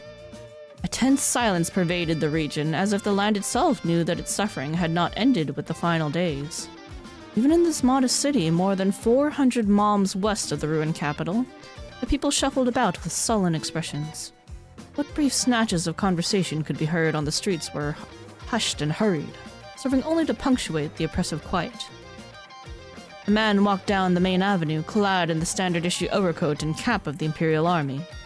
He cast his gaze about with the same hard look worn by the other patrolling soldiers, none questioning his purpose. After a quick glance over his shoulder, he slipped around a corner, proceeding down a succession of narrow, shadow-filled alleyways until he reached the city's outskirts. When the paved path gave way to a field of snow, the man's gait became more languid, whereupon he stopped dead, as if struck by a sudden thought. A solitary creak of leather served as a prelude to the attack. One fluid motion, he turned and drew his sword, deflecting the slash which would otherwise have opened him from stem to stern, and dove forward to his opponent, jerking his elbows sharply upwards as he did so. Sound of crunching teeth was his reward. His assailant staggered backwards, dropped his scythe, and fell mutely into the waiting snow. Let's call this one a draw and go our separate ways, shall we? Thancred had come only to observe. Although the signs of the 7th Dawn had officially disbanded, he maintained a lone vigil. It was all he could do to honor the memory of the woman he had loved like a sister, the woman who had given her life to save what she had held dear. For the time being, a tentative peace had settled upon the world. It was true, but whispers of unrest within Garlemald had lured him from his leisure. Thancred regarded the motionless form of his would-be assassin. Clothed entirely in black, only his eyes were exposed to the elements. The deep creases in their corners marked the man as a seasoned veteran. Doubtless he belonged to the Reapers, agents of the Empire who culled its enemies before the advent of Magitech. Clinging to the tattered glory of his nation, this lone survivor had likely identified him as an outsider, and thus a target for elimination. Bad luck. Even as his gaze drifted back to the blanket of white stretching out before him, Thancred found his mind's eye turning to the past. Sight of the old soldier and his scythe lying in the snow had stirred memories of another, one who had dwelled in a world filled with light as blinding as this frigid waste. Within that brilliance the man fought, and within that brilliance he died. General Ranjit had been an implacable foe. We have a picture here of Thancred in his snow gear, just gazing out, contemplating.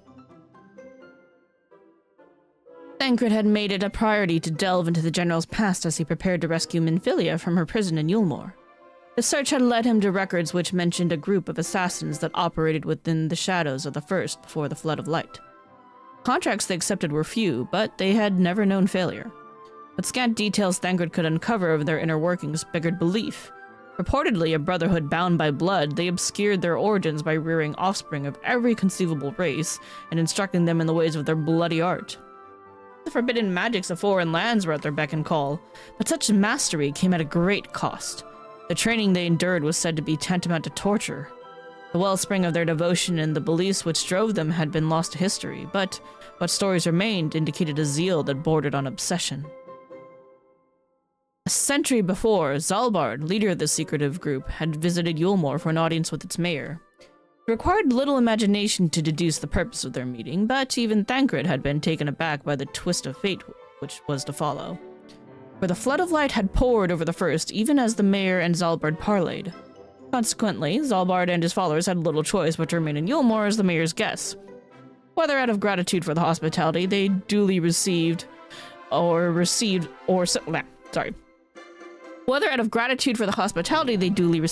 or simple necessity in the face of the world's seemingly imminent destruction, the assassins drilled Yulmore's unblooded soldiers in the art of warfare.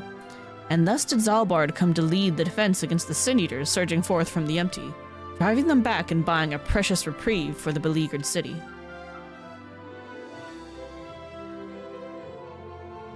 After 12 years in Yulmore, Zalbard sired a son. Considering the death of information pertaining to the child's mother, it was plain that his main concern had been to procure an heir to whom he might pass down his skills.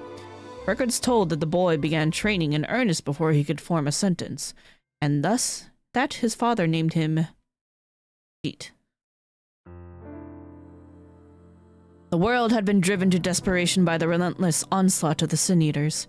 Vilbert teetered on the brink of collapse and would surely have tumbled over the precipice had it not been for a miraculous occurrence. Among the populace, a girl was discovered who could not be turned by the Sin Eaters' corrupting influence. 2 years later, she came to be sheltered in Yulmore and was given the name Minfilia, after a figure of legend said to have stemmed the flood of light. Knowing that Minfilia's unique talents would prove invaluable on the front line, Zalbard resolved to train her himself, though she was then a girl of but 12 summers. Young, perhaps, but older than Ranjit, who had only recently turned 5. Together, the two children studied under Zalbard and one the world's would-be beacon of hope, and the other the heir to its darkest arts. The path each followed would ultimately lead them to different destinations, but for now, they walked side by side.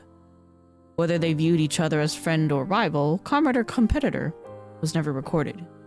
Yet one account from the period described Minfilia during her days in Yulmore as a bright and cheerful girl who was taken to life in the city as if she were Yulmorean born and bred. Despite her singular gifts, she remained humble and devoted to her mission, displaying an appetite for training equal to that of her master's firstborn son. In time, Minfilia grew into her role, and after years of secrecy, her existence was revealed to the world. She would, it was announced, take her place in a newly formed elite battalion known as the Sinbound, commanded by Zalbard himself, and they would lead Yulmore's counter-offensive. Every drop of blood shed in the battle afforded the Sinbound a deeper understanding of their foe. It was thanks to this hard-earned knowledge that they finally succeeded in tracking down a most elusive quarry, the region's Light Warden, hidden in the Durgar Mountains. Could they but defeat it, the theory went, all of Kalusha might be liberated. Though the battle that followed was long and brutal, victory came at last when Zalbard landed the killing blow. The Sinbound's joy was to prove short-lived. Their cheers replaced all too soon by cries of horror, for even as the Light Warden perished, the corrupting radiance stored within its body poured forth, engulfing its vanquisher, body and soul. The great general let out an inhuman howl before transforming into what he most despised. It was then that a terrible truth was laid bare. Those who slayed a Light Warden were doomed to become one. Sinbound had no choice but to retreat. Upon their return to Yulmore, they declared that Zalbard had given his life to put down the Light Warden, his heroic sacrifice paving the way to ultimate salvation. Half-truth at best, but one the people could tolerate better than the bitter reality. So the first grieved the death of a leader, while celebrating a historic victory, and Minfilia dutifully smiled and waved. Later, far from the public eye, it fell to her to disabuse the realm's leaders of their false hope, and to propose a solution. If she were the one to slay the Light Warden, perhaps her natural immunity to the enemy's baleful influence might prevent victory from spelling defeat. So the Sinbound continued their hunt, with Ranjit, still scarcely more than a boy, assuming his father's command. While it was unclear how far his training as an assassin had progressed, he was every bit as ferocious as his forebear on the light-drowned battlefields. The loss of father and teacher did not deter him. Rather, it seemed to lend the youth an as-yet unseen steel. While Ranjit's prowess was beyond doubt, military records showed that Minfilia was in fact the mastermind behind the Sinbound stratagems, and the general's equal on the field of battle. For every Sin Eater slain by Ranjit, Minfilia would slay another. He would answer in turn. On and on this cycle continued until the land was littered with their foes. But all good things must come to an end. 10 years after the Sinbound's founding, Minfilia was dealt a grievous wound. Though immune to the Sin Eater's influence, she bled like any other. This time, no Kairugan could save her. Fading fast, she summoned her comrades to her side and delivered a prophecy. That Minfilia would come again. The Oracle of Light spoke through her, she assured them, and they saw from her undimmed smile that she told the truth. Her duty thus fulfilled, she requested a final moment alone with Ranjit. What words were then exchanged only the two would ever know. A bringer of shadow and a bringer of light. The dying Minfilia falter at the last? Or did she depart this world with her familiar smile, undaunted? Ranjit never told.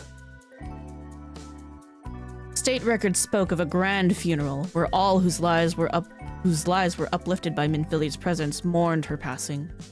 She was interred in the Yulmore's crypts, her mortal remains carried there by Ranjit himself. It took nigh on 3 years of searching to find Minfilia's prophesied reincarnation. The girl delivered to Yulmore had the same flaxen hair, the same bright eyes, and, it was duly confirmed, the same resistance to the sway of the enemy. That was where the similarity ended. He was young and almost painfully shy, greeting the approach of a stranger as most would greet a sin-eater. Regardless, she was destined to bear the people's hope, and just as Zalbard had taken the previous Minfilia as a pupil, Ranjit resolved to do the same with her successor. In the end, she lasted but a dozen summers and did not live to see her 10th battle. While the world awaited her rebirth, scholars worked feverishly to discern the true nature of the Sin-Eaters, hoping to discover some hitherto unnoticed weakness, one which even a child might exploit. Yet their findings dashed any such hopes. Though the Sin-Eaters looked like living beings, the truth was quite otherwise. There were no vital organs to pierce, no arteries to open. Like dolls, the loss of a part served only to diminish the whole and not destroy it. Only brute force could stop their advance.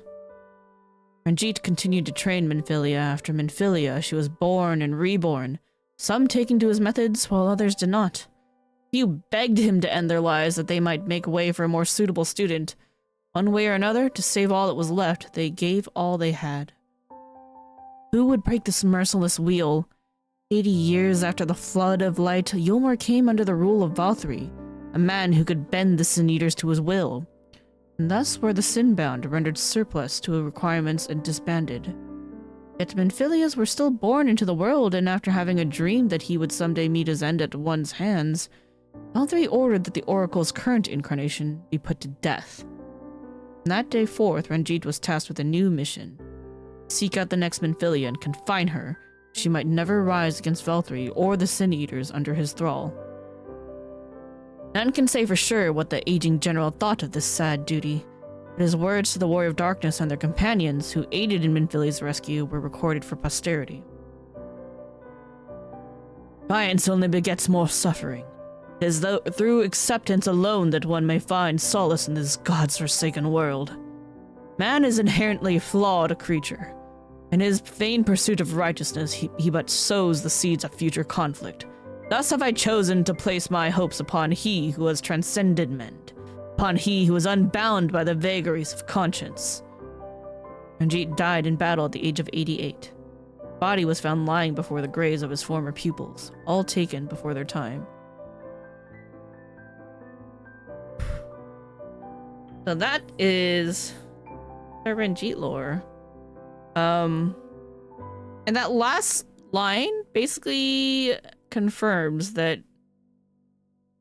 we did technically kill him, but he did not die at the top of Yulmore. He was just barely alive enough to go to the graves and, you know, let his life end seep out there.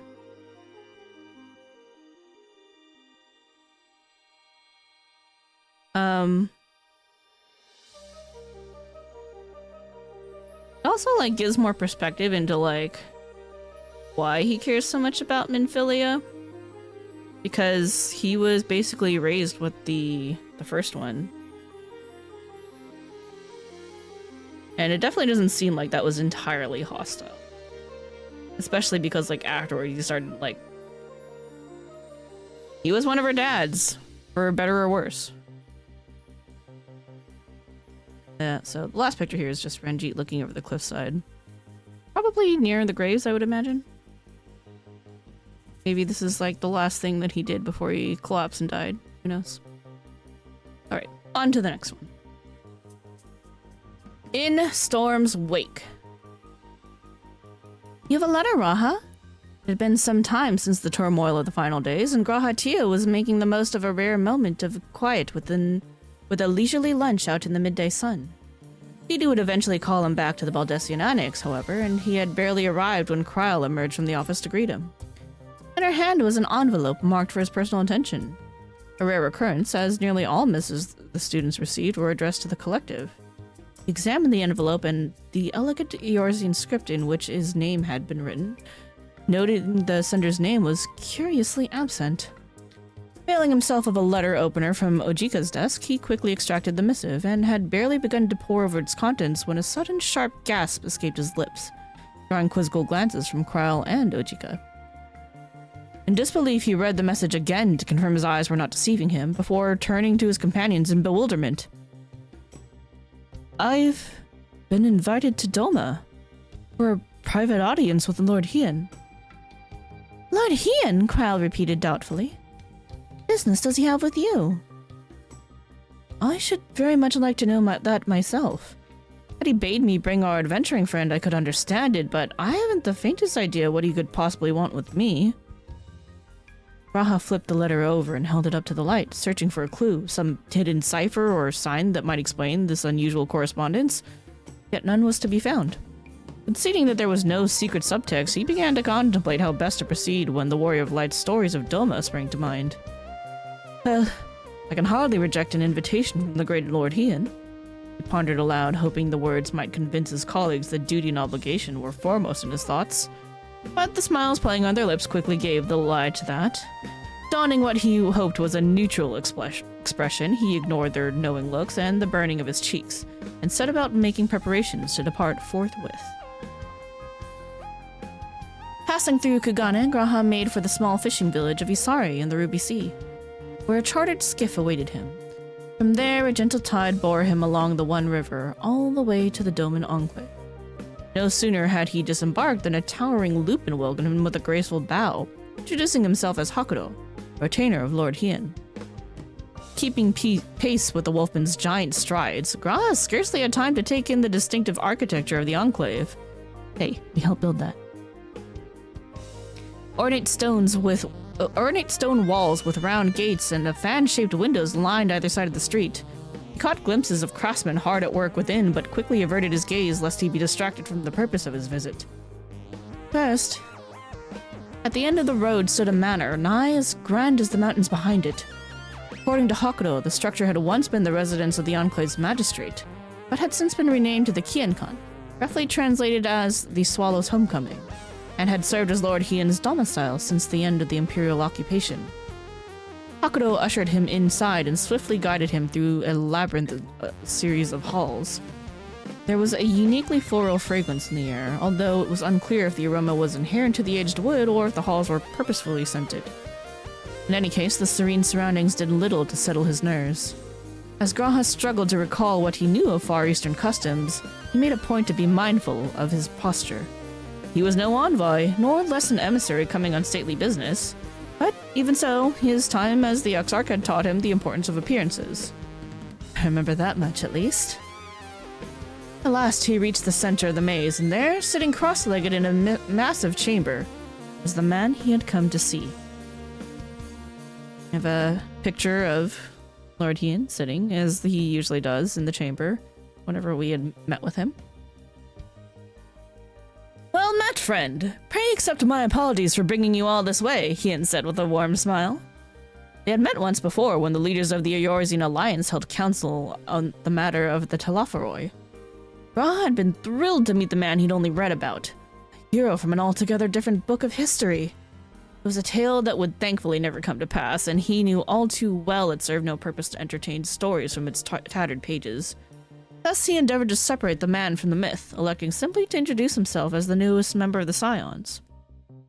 Since their first meeting, G'raha had known that the Doman Lord to be every bit as impressive as the heads of the other city-states. Yet seeing him there in the Kienkan framed by the imposing ink painting of Yansha, the man seemed somehow larger than life. Thinking, G'raha reminded himself that Hien had been born the year after the annexation of Doma, which would make them the same age. But his demeanor betrayed no hint of youth. G'raha could only imagine the hardships he must have endured in his childhood to foster such presence of mind. "It was no trouble at all. I am most grateful for the invitation, though I'm not sure what I could have done to deserve such an honor. Is it truly me you wish to see?" "But of course, there's a matter upon which only your counsel will suffice." The young lord gestured for Graha to sit, and he gratefully obliged. Curious to hear what his host had to say. As Hien explained it, the seeds of change had begun to quicken in Garlemald, and Radzatan, having reopened trade with the ravaged nation, was now organizing a summit between the leaders of the resurgent Garlean community and the dignitaries of various surrounding countries. And, lest he further strain relations between Doma and Garlemald, Hien wished to gain insight into the Empire's present state. The acting viceroy of Locus Aminus, or Corvos as it had formerly been known, would be in attendance, and intelligence regarding the province was therefore of particular interest. Recalling that Thancred had infiltrated Locus Aminus during the final days and trusting none more than the Scions to keep an accurate account of events in the midst of such chaos, Hien had reached out to the grizzled rogue for any information he might care to disclose. Imagine my surprise when he told me there was another Scion better suited to the task, one who not only joined him on the mission but hailed from Corvos besides. Graha nodded slowly. Be that as it may, I was brought to Charlene as a child and have had little contact with Corvos since. I fear what knowledge I can provide may not prove as useful as you hope. It is not uncommon for those of us born into the provinces to become estranged from the land of our birth, Hien replied with a knowing smile. But I'm eager to hear whatever you are able to share. To this, Graha gave a self-deprecating shrug, and after a moment's thought, resolved to start with what he knew best: province's history. If one were to ask who the land belonged to in the very beginning, both Corvosi and Garlean would surely claim it as their own. Yet, from the perspective of a scholar of Allegan history, the facts were clear to see. It was the site of a provincial city founded by the Allegan Empire more than 5,000 years ago, when the Allegans sent scores of Mikotis slaves to till the fertile land south of the continent of Ilsabard. After numerous umbral calamities and centuries of war over territory and resources, however, only the Garleans and Corvosi had remained, and it was the latter who had subsequently driven the Garleans into the frigid northern wastes, where they would live in obscurity for 800 years. This lengthy exile had lasted until roughly 60 years prior to the present day, when Legatus and future Emperor Solus Zos Galvis harnessed the power of Magitech to revolutionize the Garlean military. In the name of reclaiming their ancestral homeland, he marched Garlemald's great armies south to crush their former nemesis, who could find no answer to the might of the Empire's machina. After brutally subjugating the Corvosi, the Garleans wiped the name of Corvos from all records, retitling it Locus Aminus. As the only province in the history of Garlemald to have its name entirely erased, it was clear the Garleans were not above holding a grudge.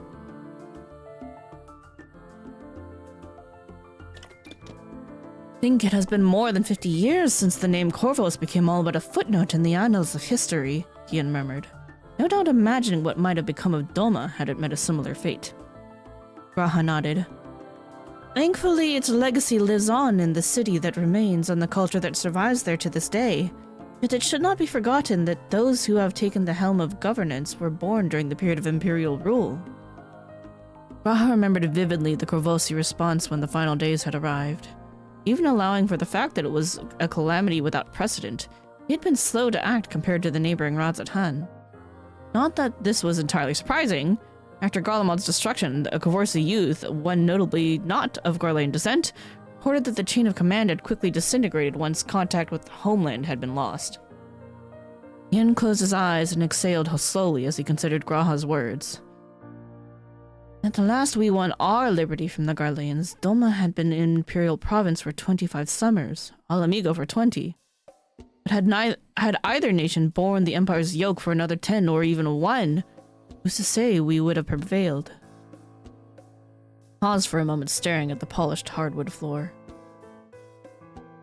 It's difficult, after all, to find strength to fight for a way of life you still remember.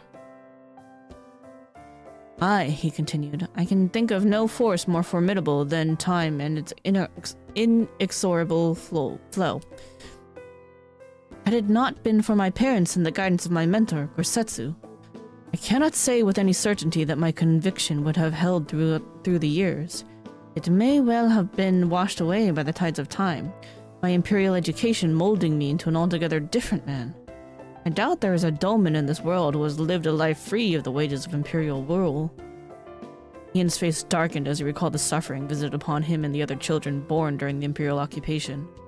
Without imperial citizenship, dolmens and Alamegans alike had become foreigners in their own land, branded savages by their subjugators. The only reprieve to be had from their mistreatment came from citizenship, which could only be obtained through distinguished service in the military. Yet to gain the favor of their oppressors was to invite the contempt of kith and kin, to be labeled a loyal hound of the empire.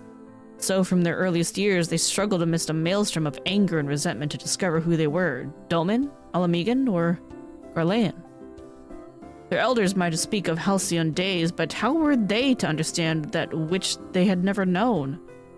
It was only the empire. A dreary silence fell upon the room. G'raha breathed deep of the calming, floral aroma in the air, wondering how he might lighten the mood. After a moment of searching, an answer came to him. Historians and archaeologists like myself attempt to identify the turning points of civilizations, where one era ends and another begins.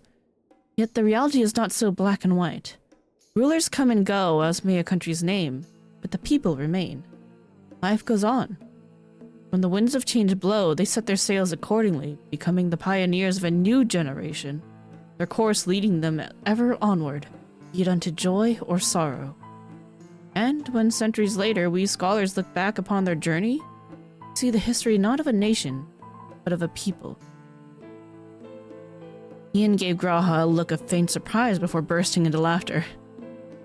Forgive me, my friend. 'Twas not my intention to sour the mood, and yet I do not regret it, for I have been rewarded with some unexpected morsels of wisdom. G'raha shrank back, his face reddening. Mayhap I spoke too freely. Not at all, you but spoke your mind. 'Tis little wonder the Scions welcomed you with open arms, though for a moment I could have sworn I was listening to the words of a wizened sage. G'raha's ears drooped in embarrassment as Hien erupted into laughter once more. At length the young lord gestured apologetically and fixed G'raha with a grin. "'Tis as you say, we must not fear change but accept it as a part of life. The dolmen beloved by our ancestors like our own, and that of our progeny shall all become part of a single shared history." His grin fading, Hien gazed past G'raha as if peering into the future. It was a look G'raha knew well. He had seen it on the faces of other brave souls who, no matter the hardship or danger, never strayed from their course. Brave souls who had saved the very star. Calling them, G'raha pictured the Dome of tomorrow. Whatever lay in store for this liberated land and the era Hien and his people would help to shape, we look forward to seeing it. Well, Hien said at last, I suppose there's nothing for it but to make the most of this summit, and set our sails accordingly. Come, tell me more of Corvus. I would know of its delicacies. There's no better way to find common ground with another than through his belly. Hien stood as he spoke, pausing when he saw the look of confusion on G'raha's face. Chuckled softly. Surely you do not think me so heartless as to make you speak of such delights on an empty stomach? You've traveled far to answer my questions, and as my honored guest, you shall taste the best Dolma has to offer.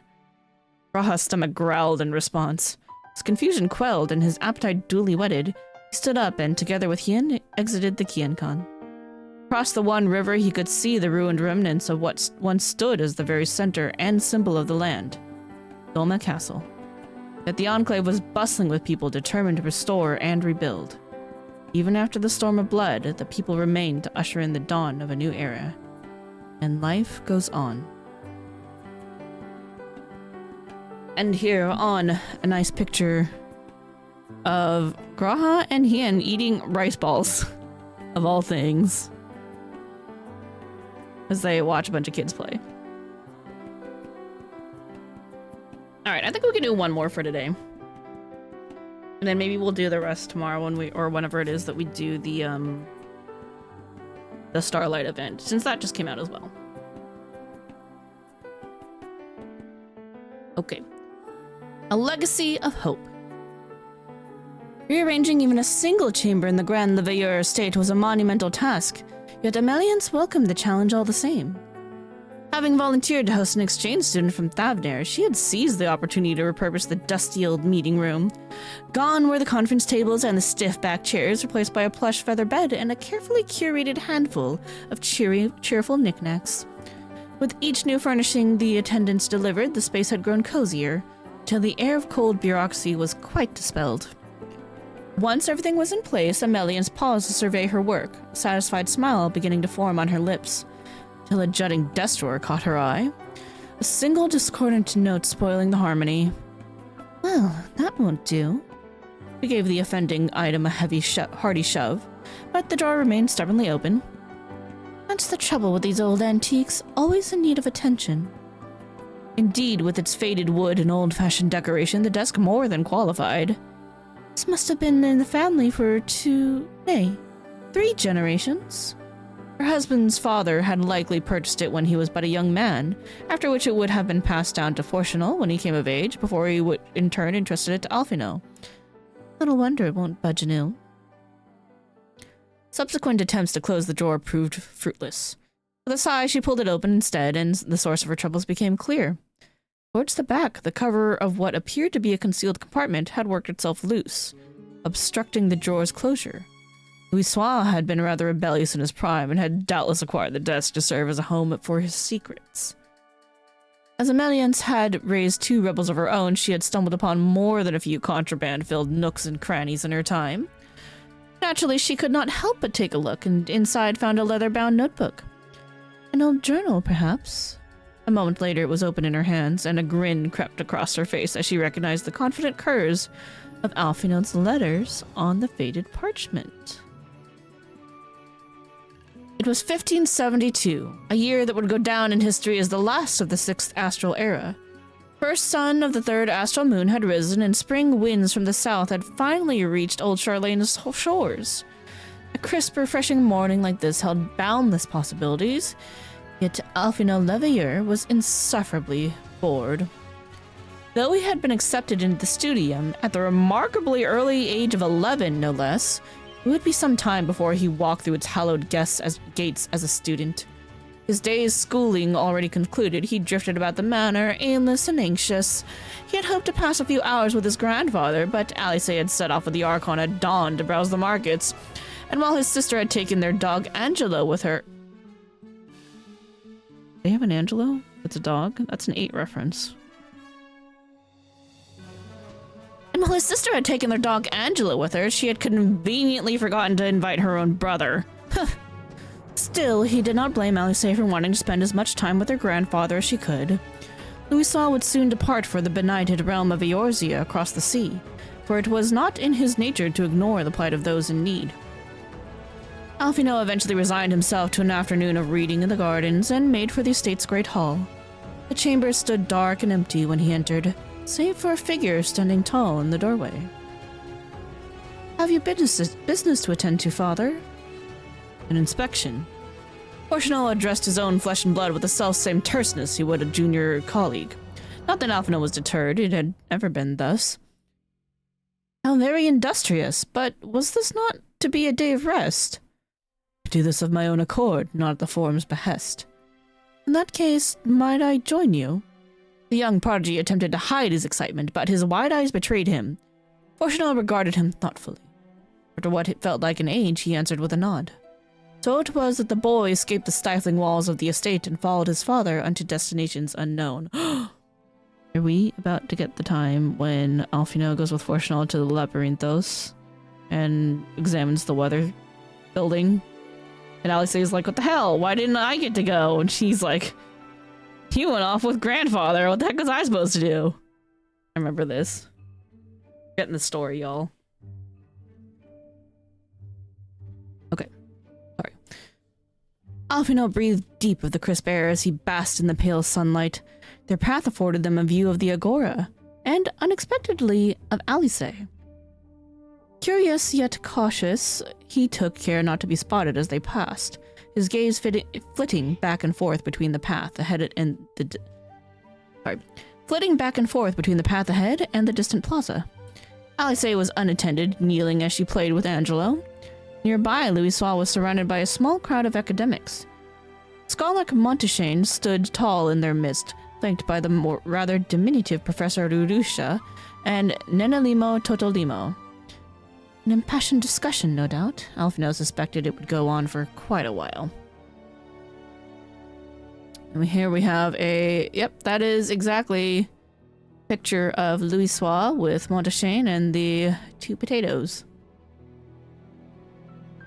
As the bustle of the city grew distant and the path steeper, Alphino realized they were bound for the Rostra. Proud Hill had once been an open forum where all were welcome to take part in the grand debates. Now, however, only the 99 members of the forum, his father included, were granted that privilege, and they conducted their deliberations behind closed doors. What manner of personal matter would necessitate a visit here, of all places? Stay close. They entered through a small doorway on the building's left, where a dimly lit stairwell awaited them, descending deeper and deeper until it finally gave way to a sizable chamber. Alphino's eyes were drawn to a set of 2 metal gates under their heavy surveillance. Somewhere below, he could hear the quiet chatter of scholars, though he was more acutely aware of the sentries' questioning gazes. There were few in Charlene who did not know his father, however, and they visibly relaxed as Fortunal identified himself. After fielding the relevant procedural inquiries and paperwork, the Leveilleur stepped through the gates and entered a circular room. Moments later, the floor shuddered and sunk beneath them, metallic hum accompanying its descent. They had, Alphino belatedly realized, boarded a lift. As his mind raced with possibilities, the cold marble walls of the forum suddenly vanished, and a beautiful horizon stretched out beneath him. Father, what is all of this? I surely have heard the rumors surrounding Labyrinthos. Charlene had been built over a dormant volcano, and some whispered of an artificial ecosystem hidden in the hollow caldera. A vault to house flora and fauna from every corner of the star. But never in my wildest dreams. No gaped in awe at the artificial sky, brilliant blue in the light of a man-made sun. The lift screeched to a halt as they reached the ground, and he caught his father smirking as they strolled into a stone courtyard. A marvel, is it not? The wind generators were but recently completed. After initial testing, I was not convinced they would function as required, but it appears my concerns were unwarranted. Artificial though it was, the breeze was no less pleasant than the one they had enjoyed on the surface. Strands of Alphino's hair danced in the wind while the false sun warmed his shoulders. He approached the parapet, admiring the rising and falling of the verdant hills. As if we've left Charlene entirely, he uttered it in quiet wonder. Father was but a few steps behind, ready with an answer. Sought to recreate the milder climes of Corvus in southern Ilsabard. The Garleans called that region Locus Aminus, their utopia. Seeing this, one can understand why. It was rare for his father to speak at such length, or with such passion. Scenery was idyllic, but Alphino suspected this utopia had not been created without substantial difficulty. Later, Fortunal took him to Logisticon Alpha, where Alphino listened intently to lectures on the weather systems. It was a veritable feast of knowledge. To be surrounded by the latest in Charlene technology made his heart soar, and he wished for nothing more than to learn all he could about the inner workings of Labyrinthos. They had joined a tour to see more, and once it had ended, Alphino motioned towards a wooded road to the north. Might we venture further in? His father shook his head. Our business here is concluded. It's time I took you home. But he knew from his father's tone that the matter was settled. Oh, sorry, hold on, I skipped a line. Alphino's heart sank like a stone, as if the magic of this wonderful world began to fade. But he knew from his father's tone that the matter was settled. Must be reasonable, but sure. The boy took a breath and nodded, his calm countenance befitting that of a Leveilleur. And then he felt the spark of childish hope flicker once more. But Fortunal, dearest, 'tis the perfect weather for a picnic. As if by divine providence, Alphino's mother had materialized behind them, bearing a hefty woven basket and the promise of delicious respite. Alice and Louis Soir waited not far beyond, laughing as Angelo frolicked in their midst. You've all been having such lovely adventures without me. I think we're overdue a proper family outing, don't you? Meliance's voice was gentle as sunshine, but neither Alphino nor his father were so naive as to presume this was a suggestion. Not even the Forum United could deny her. Thus did the Liviers proceed to picnic on the grassy hills of the medial circuit. At the base of Numa, they unfurled their blanket, and from Ameliance's basket withdrew sumptuous sweets from the last stand, all packed neatly in rows that would be paired with equally fragrant teas. Naturally, the gathering garnered attention, and those who recognized the family could not resist stopping for a chat. The wise old Galif Baldessian spotted them first. He excused himself after brief pleasantries and returned with his adoptive granddaughter, whom he was eager to introduce to Alfino and Alice.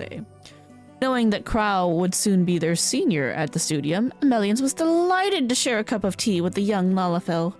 Crow accepted with a smile and assured the Livier matriarch that she would keep a close eye on the twins. Not long after the Baldessians had taken their first sip of teas, Alfino inspired his grandfather's stalwart disciples. Moonbrita Wolfsonwin? Yep, I know how to pronounce that. Announced her arrival with a full-throated greeting before dragging Urianger Augrelt in the direction of the picnic blanket.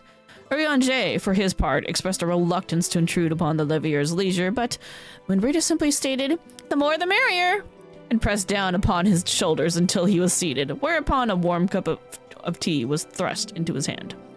To Moonbrita's delight, it was not long before her straight-laced companion was drawn into a vigorous discussion of prophecy with her mentor. As the afternoon wore on, the Livier's impromptu picnic continued to grow.